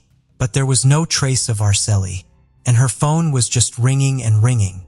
By 2 a.m., there were over a dozen officers out looking for her. The temperature was dropping rapidly, and as it did, their concern was rising.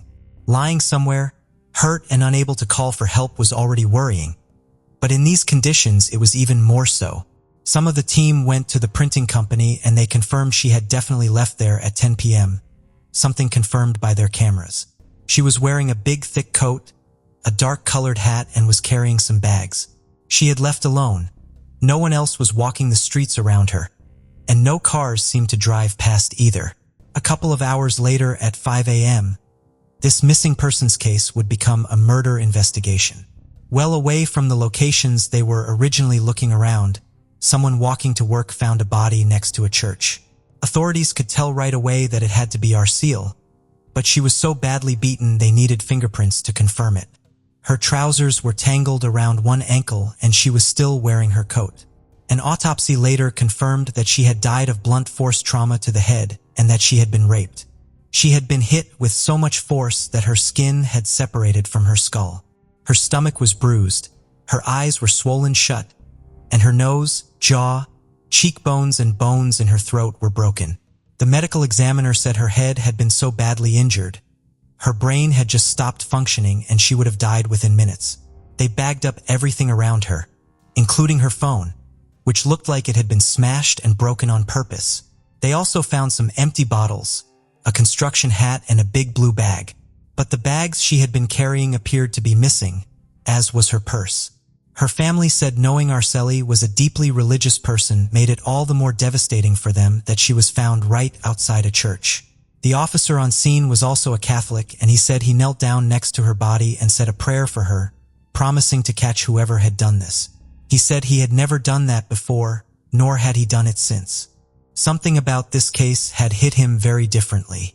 They asked Christine and Melker about Arceli's social life. Was there anyone in her life that they should be aware of? But Christine said her friend didn't really have much of a social life outside of her church group and talking to her sons and husband back in the Philippines.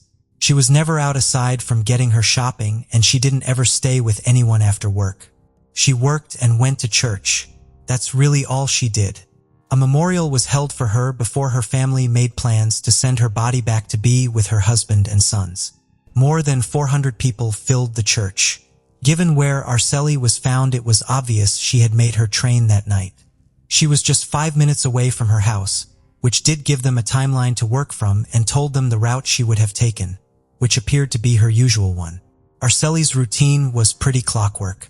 Her boss said she would finish at the printing shop at 10 p.m., walk to the station getting there about 10 minutes later, and then at about 20 past 10 her train would arrive. Cameras at the station showed this day was no different. She walked down the platform at 9 minutes past 10. It was pretty empty, and she didn't stop to talk to anyone. She headed to the end where she sat in a shelter with a couple of people to get out of the wind. The camera quality, which was already pretty poor anyway, was made worse by the bad weather conditions and snow covering the lens. Detectives couldn't tell anything about the people in the shelter with her, but they did not board the same train that she got on. At 10:30 p.m. her train pulled into the stop closest to her home, Franklin Station. Got off walking briskly towards the exit. Initially, it seemed that the station was much the same as the other one. It was fairly quiet and those there were hurrying to get home and warm. But one person caught their attention. A young-looking man in a yellow coat. He started walking quite quickly behind Arceli. At one point, it seemed he was leaning around another man in front to look at her too. This man had been on Arceli's train, and at the previous stops the police found more footage of him. On one platform at 10 p.m. he was walking up and down before talking to someone for a moment, and then just standing there. A young woman started walking towards him heading down the platform. When he saw her, he pulled his hood over his face and turned and watched her as she went past him. More footage gave them reason to believe he was following random women around, and given what had happened to Arceli, it seemed it could be a lead. At the stop, just before Arceli got off, he had jumped off at the platform. He walked up and down aimlessly for a moment and briefly talked to someone before quickly hopping back on the same train again. As Arceli headed towards the escalator, they could see the man in the yellow coat. His pace was quickening. As she got to the top of the escalator, the man pulled his hood up and was literally one step behind her. He was carrying two things that caught their eye: a construction hat and a big blue bag. Exactly what the officers had found near Arceli's body. One of the detectives recognized it as an ironworker's hat and spotted some distinctive stickers and logos on it. Detectives headed to the local ironworkers HQ, and after the manager studied the CCTV stills, he gave them a name: Christopher Waterston. The 21-year-old was now their prime suspect. When they turned up at his address, the first thing they saw was the yellow coat hanging over the chair. The sleeve was covered in blood. They also found Arceli's purse with her ID and credit cards in there too.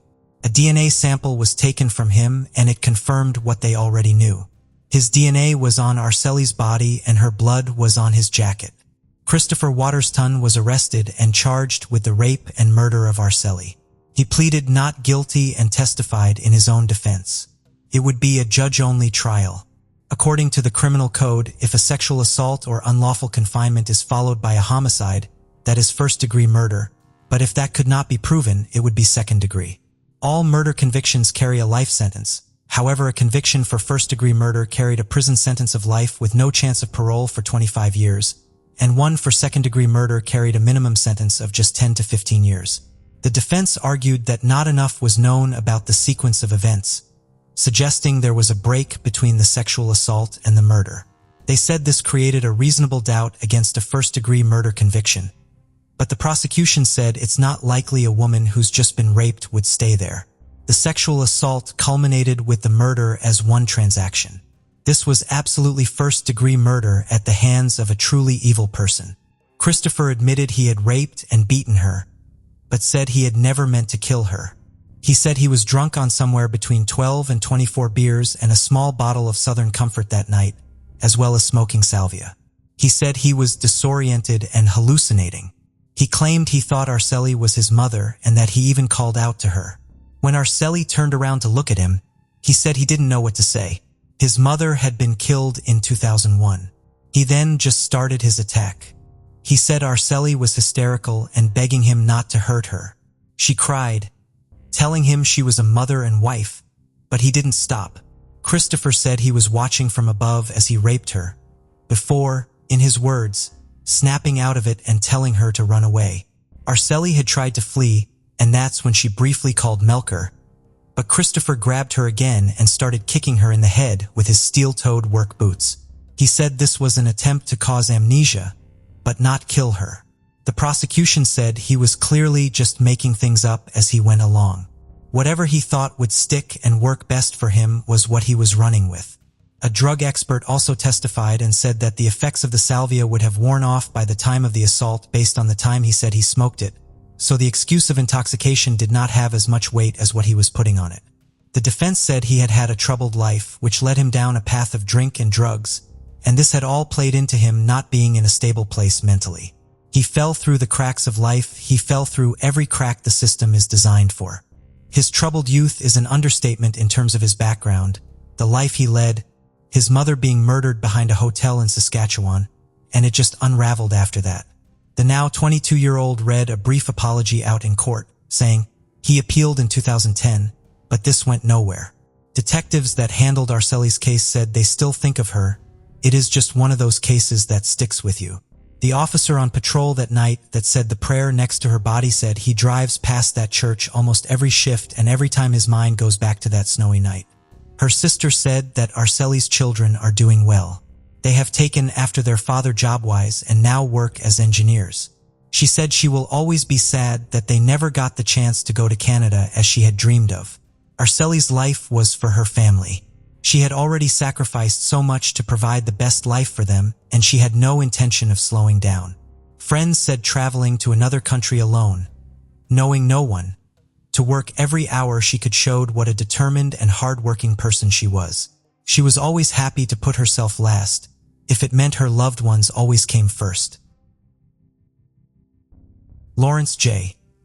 Regal was born December 15, 1952, and nicknamed Larry. He was described as a social and gregarious outdoorsman and father of two. He lived his entire life in Yakima, Washington, and had worked as a carpenter and a contract pilot for Cub Crafters until he broke 4 vertebrae that left him disabled. Larry, who was alcohol dependent, was placed on disability. In late 2009, Larry, now 57, would go missing on Christmas Day. He was supposed to attend a family gathering the following day but never showed up. Since he has gone missing, his bank accounts haven't been touched and his phone hasn't been used. His last phone call took place at approximately 5:30 p.m. on Christmas Day. It is believed that the call was made to his tenants who rented a farm from him in Union Gap and who also owed him $3,000 in back rent. At the time, he and his girlfriend, Ladina Mann, lived together in the 1500 block of South 12th Avenue in Yakima. Larry was known to hang out at several different area bars, including Max's, Boomer's, the Old Town Pump, and the James Gang Tavern. His girlfriend, Ladina, is a person of interest in his disappearance and possible homicide. She used his EBT card several times in the weeks after he vanished, and also filled out an EBT card eligibility form stating that he still lived with her, although by then he'd been missing for 2 months. She was charged with welfare fraud, perjury, and false verification, but the charges were ultimately dismissed after she repaid the money and completed a diversion program. Neighbors of the couple reported seeing 2 men moving boxes out of the house that Larry shared with Ladina shortly after he went missing. Just weeks before he went missing, he had neck surgery and was still in recovery and would have been in a very vulnerable state. In a media interview after her arrest, Ladina stated Larry had a drinking problem and claimed he assaulted her before walking out of the door and never returning. She attempted to file a police report about the alleged domestic violence weeks after he disappeared, but she had no injuries and no witnesses besides herself, and the police said there wasn't enough evidence. His family stated that no matter how much he would drink, he would never hurt anyone. Ladina claimed that Larry had contacted several people in the months after his disappearance, and she believes he is still alive. She also claims his family is aware of his whereabouts, but no one has been able to substantiate her claims. In 2013, Yakima police searched 2 houses belonging to Ladina, one in Yakima and another in Moxley. They stated that they did find evidence inside her home that will help with the investigation, but that evidence has not been revealed. Larry has never been found, and as of today, this case remains unsolved. Tyka Laters Lewis was born July 4, 1996 to Teresa English and Robert Lewis. She was described as having a quiet, shy personality who loved Pooh Bear and enjoyed eating Starburst candy.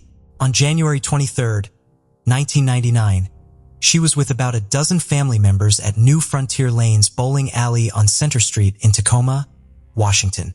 It was a busy Saturday night, and her family had rented out 2 lanes for bowling. 2-year-old Tyka was last seen with a few of her cousins in the arcade section of the alley between 10 and 10:15 p.m., which was about 6 feet from the building's exit. At this point in the evening, Tyka's mother took her turn to bowl, taking her eyes off Tyka for just a bit. Soon after, Teresa went to check on Tyka in the arcade, but couldn't find her. Bowling was halted while customers checked under their tables and in their personal areas. One bowling alley employee, an off-duty police officer, called the police to report Tyka as a missing person within minutes of the loudspeaker announcement. Patrons began to calm the parking lot, but they found no trace of her. The door was apparently large and heavy, and it does not appear she could have opened this door without help. Police brought in tracking dogs that were used to search for her scent, but nothing of note was found, besides a pair of men's pants in a wooded area near the parking lot. Those pants are apparently unrelated to Tyka's case. A roadblock was set up and searchers scoured the area around the bowling alley for approximately 24 hours, but nothing was found. Sex offenders in the area even had their homes searched as well, but to no avail. Employees at the bowling alley told authorities that a late 80s or early 90s maroon or purple Pontiac Grand AM sped out of the parking lot around the time Tyka went missing. The vehicle may have had 4 doors with dark-tinted windows and a large spoiler. Other witnesses recalled seeing a man looking at children in the arcade area near the side exit about 10 p.m. that night, about 30 minutes before Teresa began searching for her daughter. Another witness stated that an unidentified Caucasian man may have followed a child to one of the alley's exits during the night. The individual is described as Caucasian in his 30s with shoulder-length brown hair, facial pockmarks, and a mustache and large nose. In November 1998, 2 months before Tyka's disappearance, a 4-year-old boy was sexually assaulted in the bathroom at the same bowling alley. The suspect was described exactly the same as the man in the bowling alley the night she disappeared, and 2 security guards believed they'd seen him at the bowling alley before but didn't know his name.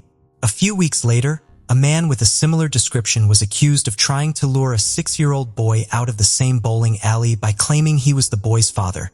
The man left the bowling alley promptly, and it does not appear a police report was made or even that the police were contacted at all. About 5 or 6 hours before Tyka went missing, a man with the same description attempted to lure 2 children into the bathroom at a park less than a mile from the bowling alley. The children's father chased him away, and he fled in a dark-colored 1995 Pontiac Grand AM. The children's father did not report the incident to the police until 3 days later, after he found out about Tyka's disappearance on the news. Teresa was looked at as a suspect early on, but was eventually ruled out. Tyka's biological father was imprisoned at the time of her disappearance and has been ruled out as well. Tyka had asthma and a large birthmark on her left buttock and red natural highlights in her hair. She has facial dimples, pierced ears, and patches of light discoloration on her face and the left side of her buttocks as the result of eczema. In 2006, an adopted Texas girl was believed to be Tyka. However, DNA ruled out this possibility. In 2010, a psychic claimed that he had a vision that Tyka was buried in a specific part of Point Defiance Park in Tacoma. The park was excavated, but nothing was found. When Tyka's case was reopened in 2020, police released the witness statement of a man who was a patron of New Frontier's bowling alley on the night that Tyka disappeared. The witness was 17 years old at the time and bowling with his family that night. He described going to the restroom and bumping into a man pretty hard. The man had the same description: Caucasian with medium build, about 5'11", with long curly brown hair, pockmarks on his face, a large nose, and a mustache. The man was carrying a young girl who appeared biracial, the same as Taika. The witness said he thought it was just a man taking his daughter to the restroom. The reason the story stuck with him was the fact that the man didn't apologize and instead hurried off without saying a word, which he thought was very rude. When the witness saw Taika on the news the next day, he knew that Taika was the girl he saw with the man, and he promptly called police. The witness was interviewed by police and said he didn't recall hearing the loudspeaker announcement about the missing girl and had left when police arrived. In 2020, cold case detectives came upon this story, as well as the other reports, all describing a similar man in the area who they realized had never been identified. This man is now the new focus of the investigation. Despite this new suspect, Taika Lewis remains a missing person. For months, hundreds of police and volunteers searched the woods and neighborhoods near the bowling alley. TV, newspaper, and radio reports carried Taika's photograph and her description. 25 detectives worked full-time for a month on the case. Taika's father was released from prison 18 months after his daughter's disappearance and says he will never forget getting that call.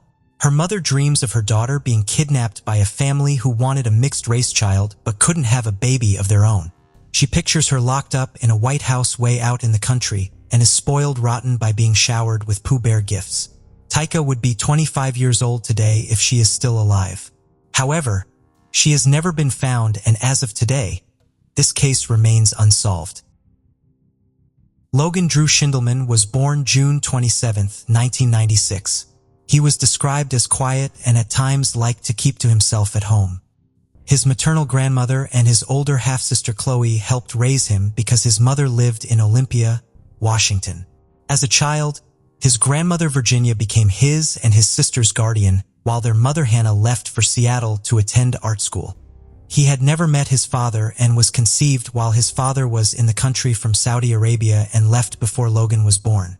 It's unclear if he knew about the pregnancy before he returned to his country. Logan grew up in Tumwater, Washington, and played football at Tumwater High School, where he performed well until his graduation in 2014. He then became estranged from his friends and somewhat cut ties with them after too many racial jokes. He struggled with being biracial, and his grandmother stated that he had began having an identity crisis coupled with questions about his father that he didn't know. He was once picked on by a friend about his race and took it very personal. He decided to attend Washington State University but did not take it very seriously and left after 1 year with grades that were not up to par. He then returned home to his grandparents in Tumwater and became even more withdrawn. His grandmother stated that his marijuana usage increased along with some episodes of paranoia. At one point, he reached out to his father's family and secretly began meeting up with them while worried that his grandmother would be upset. Around the same time, his sister's boyfriend and children moved into the home he shared with his grandmother, which caused some tension. On May 19, 2016, while his grandmother was getting ready to leave for work, 19-year-old Logan came in the door and said he had been driving around all night and had an epiphany about himself he needed to work through but wouldn't elaborate on any details. She said he seemed nervous and told him that they could have a talk when she got home from work. She left not knowing it would be the last time she would see him. When she arrived home from work that day, he was gone. When he didn't arrive home the next day, she pinged his cell phone off a tower near his mother's home in Olympia, so she assumed he had gone there. But it turned out that he had not actually gone to see her. His phone then showed him going south on I-5, then back north, then south again, then north again, and then south again. A woman reported having seen him with 2 Caucasian men by his car, which was parked on the right shoulder of southbound Interstate 5 near exit 95. She saw them on the morning of May 20th, a day after he was last seen, while she was driving to work, and when she passed the location again coming home, the car was still parked in the same spot, but the hood was up. A sketch was made of one of the unknown men, but the identity still remains a mystery. She described one of the men as 6 feet tall, very thin with blonde hair, wearing a tank top and jeans that both appeared too small for him. She described the other man as also having blonde hair and wearing a flannel shirt and jeans. The same day she witnessed Logan with these two men on Interstate 5. 3 other people called 911 at 2 p.m. to report a car drifting across the lanes of Interstate 5 between Tumwater and Maytown, near milepost 92, but there didn't appear to be anyone driving. It veered across 3 lanes towards the center lane, hit the concrete barrier, and stopped. A truck driver reported seeing a Caucasian man with brown or red hair jumping out the passenger side of the vehicle and running towards the thick woods on the side of the interstate. However, the description of the man didn't match Logan's, and police were skeptical of what he believed he saw, because there were bags in the passenger seat that looked like they hadn't been crawled over. Some speculate that it could have been Logan, but there's no way to be sure. Turns out, the car was a black 1996 Chrysler Sebring convertible and did belong to Logan, and was left abandoned on the interstate in Rochester, about 20 miles from his home. Left inside was his wallet, identification, debit card, $25 in cash, and his cell phone. His car keys were strangely left lying on the hood of the car, and a grocery sack full of snacks in the center console. The same day, May 20th, his grandmother attempted to report him missing, but the Thurston County Police Department was closed for the weekend and she had to wait until the 23rd. When she filed the report, she found out that his car had been impounded on the 20th. The car was returned to her and not processed as a possible crime scene. Also on the 20th, it was reported that a young naked black man was walking through the neighborhood that was not very far from the area where his car was found. The neighborhood was also known for heavy drug use, and although the description could fit Logan's, no one was found when police officers responded. Helicopters and tracker dogs searched the nearby woods of where his car was abandoned and found nothing. The area is extremely thick and brushy, and only about a 2-mile radius was searched. His sister's live-in boyfriend was later questioned about Logan's disappearance, but said he knew nothing about it and also passed a polygraph exam. Police believe he may have been suffering from mental illness, and he was at the age that a lot of mental illness begins to peak. Logan has never been found, and as of today, this case remains unsolved. Richard Lee Haynes Jr., who went by the name Cody, was born April 16, 1993 in Littleton, Colorado, to Lisa Donnie and Richard Haynes Sr. He enjoyed bird watching, fishing, camping, and making his own candy. By 1999, Cody's parents were no longer together and Cody was living with his mother in Florida. In October of 1999, Cody's mother was jailed for child abuse, forcing him and his 4 sisters to go live with their father. Due to the charge, Lisa was not allowed legally to contact her son for any reason. 2 months later, Cody's father Rick would move him and his sisters to the very small, isolated town of Catitas, Washington. By age 11, Cody was still living with his father and his father's girlfriend Marla Harding and his sisters in a 2-bedroom apartment and the 100 block of Main Street in downtown Catitas, Washington. The girls shared a room and Cody shared a room with Rick and Marla. All 5 children were allegedly abused by the couple, especially Cody. There was no door on the master bedroom, which opened straight to the hallway. It was not a traditional apartment building and was actually a dwelling in the upper levels of a business. Neighbors occasionally saw the 4 girls playing in the backyard, but rarely saw Cody outside. One neighbor reported that he didn't even know a boy lived in the apartment. On September 11, 2004, Cody was punished by Marla over his chores. She made him sit at the kitchen table for 4 hours before sending him to his bedroom around midnight. After this, his sisters would never see him again. Marla told Cody's sisters not to go near the room Cody was in and told Cody not to leave the room for any reason. Rick was at work when Cody was sent to his room but came home soon after. At some point, his sisters heard him being abused, and following a loud thud, his crying stopped. Rick then left the house around 2:30 a.m. claiming to go look for car parts. A neighbor recalled being woken up by the sound of Rick's van and upon investigating, saw the van in the backyard near the shed. Rick did not return home until 4 p.m., nearly 14 hours later. That morning, his sisters woke to chairs in the hallway outside their bedroom with a note telling them to stay out of the room because Cody was grounded and had to stay in there. They were treated to movies in the living room the entire day. When Rick returned at 4 p.m., He said Cody was gone and reported him as a runaway a couple hours later. Rick and Marla refused to speak to police once suspicion fell upon them and hired an attorney. Shortly after he went missing, Rick tore up the kitchen floor in the apartment and replaced it without the landlord's permission. They claimed Cody apparently slipped out unnoticed during this time and arranged his stuffed animals on the bed to make it look like he was asleep.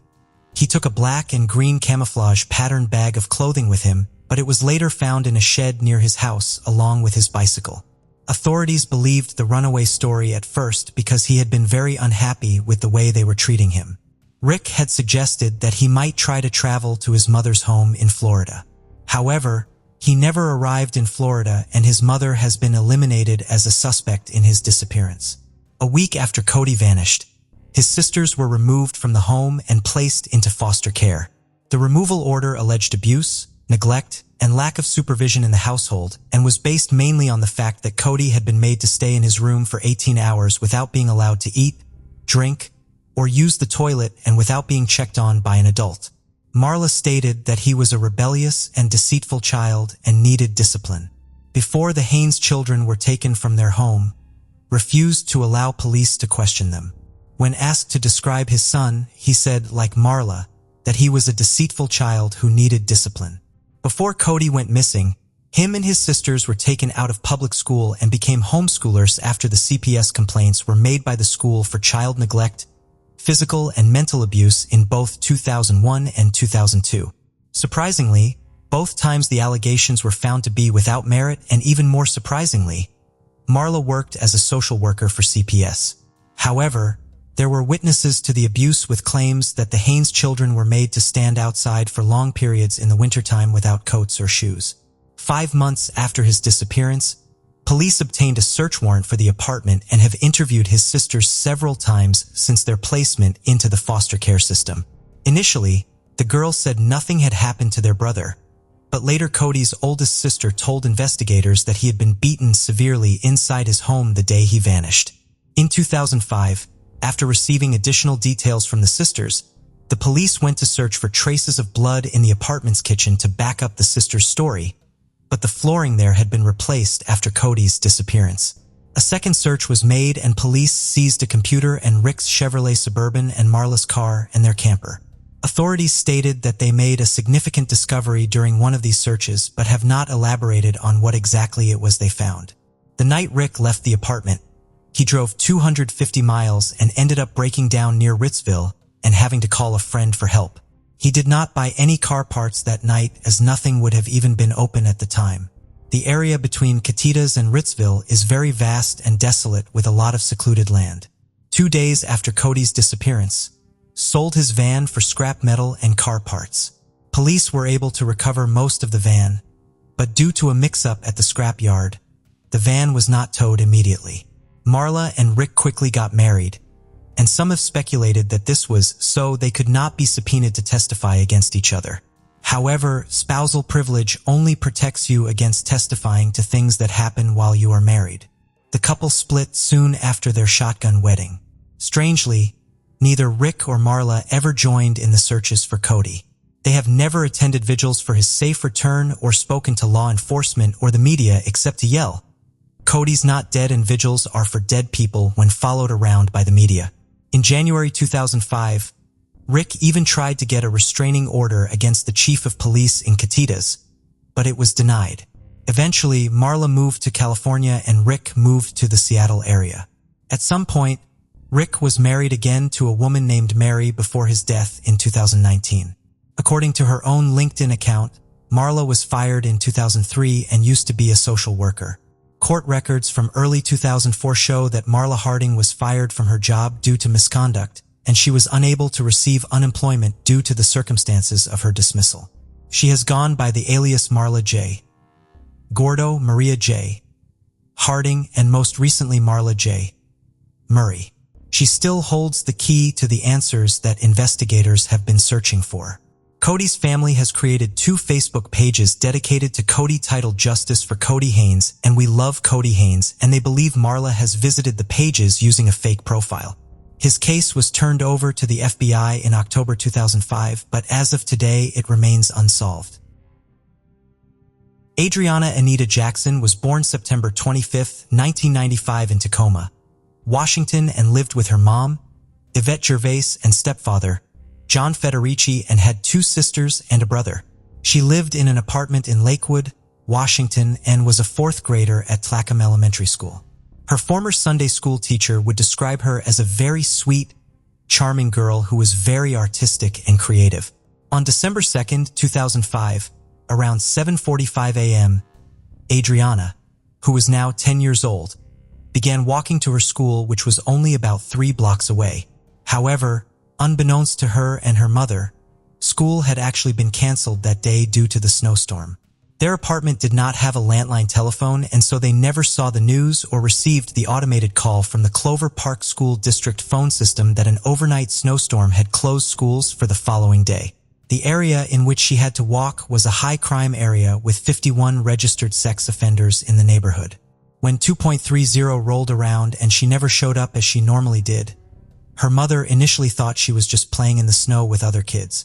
At 4:23 p.m., her mother would finally find out that the school was closed that day, leading her to immediately call 911 to report her missing. Police would launch an extensive search of the area, but found no trace of Adriana. They used dogs to follow her scent from home toward the school and then tracked her scent down to American Lake. But police said it could have been an old scent trail as Adriana had been to the lake days earlier. Still, police used sonar to search the water and investigate a boat they found that had no apparent owner. The search continued for nearly a month, with searching of area homes, but no signs of her were found. Police said her stepfather, Federici, first told them he walked Adriana part way down the block before turning back home, although they say elements of that account have changed in later retellings. Either way, Federici was the last known person to have seen Adriana that day. There was actually school staff in the building that morning despite the closure, but none of the staff members ever reported seeing her. Nor was she spotted by the children who were playing in the snow that morning across the street from the school in front of the Tlacom Baptist Church rectory. Police have responded in the past to incidents at the family's apartment for domestic violence. At the time, Adriana was 7 years old and had a mark on her cheek and a bump on her head, and told police her stepfather had physically assaulted her. Federici ultimately pleaded guilty to a misdemeanor charge of assault and received a suspended 1-year sentence and was put on probation. After failing to undergo an alcohol treatment or anger management evaluation, he was ordered to jail. Strangely, since her disappearance, he has declined to talk publicly about the case. On April 4, 2006, 4 months later, a skull and spine were found by 2 of her classmates, 9-year-olds Dominique Eason and Manny Peters, while searching for snakes in a blackberry bush in a vacant lot. The area was about 10 acres of thick blackberry brambles, trees, and shrubs. The overgrown lot was located near the 7500 block of 146th Street Southwest, and the cleared path going through the middle of it was often used by kids taking a shortcut and transients and drug users, and was less than 2 miles from her home and across the street from the Woodbrook Middle School. One patch in the lot had been cleared and was being used as a transient camp and a garbage dump.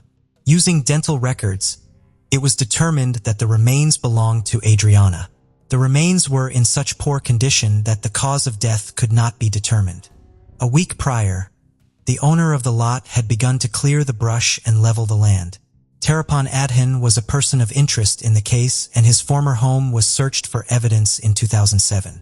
He had confessed to killing Zena Lennox of Tacoma, Washington, a girl similar in age and appearance to Adriana, killed in 2007, but he denied any involvement in Adriana's murder. He worked as a tow truck driver at the time of Adriana's disappearance, but had no tows on record that day, meaning he could not account for his whereabouts. Many tips came into police, including a tip after her remains were found, involving 56-year-old convicted sex offender Spencer Douglas Grant. Grant was a transient that lived in a field near the vacant lot where Adriana's remains were found. He told police and journalists that he had seen the body weeks before the 2 boys spotted it, and hinted he knew who killed her, though he never provided any names. Police then verified that Grant was actually in jail when she disappeared, but his knowledge of the area and alleged sighting of her remains forced police to interview him several times, and every time he was interviewed his story would change. He had also allegedly showed other people the remains weeks before she was found. Elaborated on his story in 2010 in a forensic psychological evaluation tied to an unrelated criminal charge for failing to register as a sex offender. He said sometime in March 2006, while he was living in a field, he observed people dropping something off at the site. It turned out to be the remains of Adriana. The record of the evaluation misstates Adriana's age, but it adds new detail to the claims grant made in 2006. Originally, he said only that he saw the remains, not that he saw the person or persons responsible. Grant was at times uncooperative and then semi-cooperative and would say that he knew something, but then not give details. He was involved in narcotics and oftentimes changed his story or theories, and ultimately he gave no information that helped in the investigation. The other person of interest is an unnamed man who reportedly had a relationship with Adriana's parents. He had visited the home on the morning of her disappearance, though no further information regarding this individual has been released by the authorities. It is reported the very spot she was found in may not have been searched. Bloodhounds sniffed the perimeter of 146 Southwest along the edges of the Bramblechoke thicket but did not enter it. Searchers riding ATVs also bumped through the area and found nothing. Police Chief Saunders acknowledged that the searchers hadn't pushed into the precise spot where the remains were found, so it's unclear if she was killed in the area or placed there later. Dogs didn't catch a scent using one of Adriana's tennis shoes, and a helicopter flying overhead didn't spot any heat signatures, leading to the possibility that the killer waited until all was settled before placing her there. Today, that area has been cleared away and a warehouse now stands in that spot. Adriana's killer has never been found, and as of today, this case remains unsolved. Thank you for joining us on this journey into the depths of unsolved mysteries. Cold cases not only challenge our understanding of the past, but also ignite our curiosity and determination for answers. Remember to subscribe to stay updated on our latest investigations. And if you have any information regarding the cases we've covered, don't hesitate to reach out. Together, we can shed light on the shadows of the past and bring closure to those who seek it. Until next time, stay vigilant, stay curious, and never stop seeking the truth.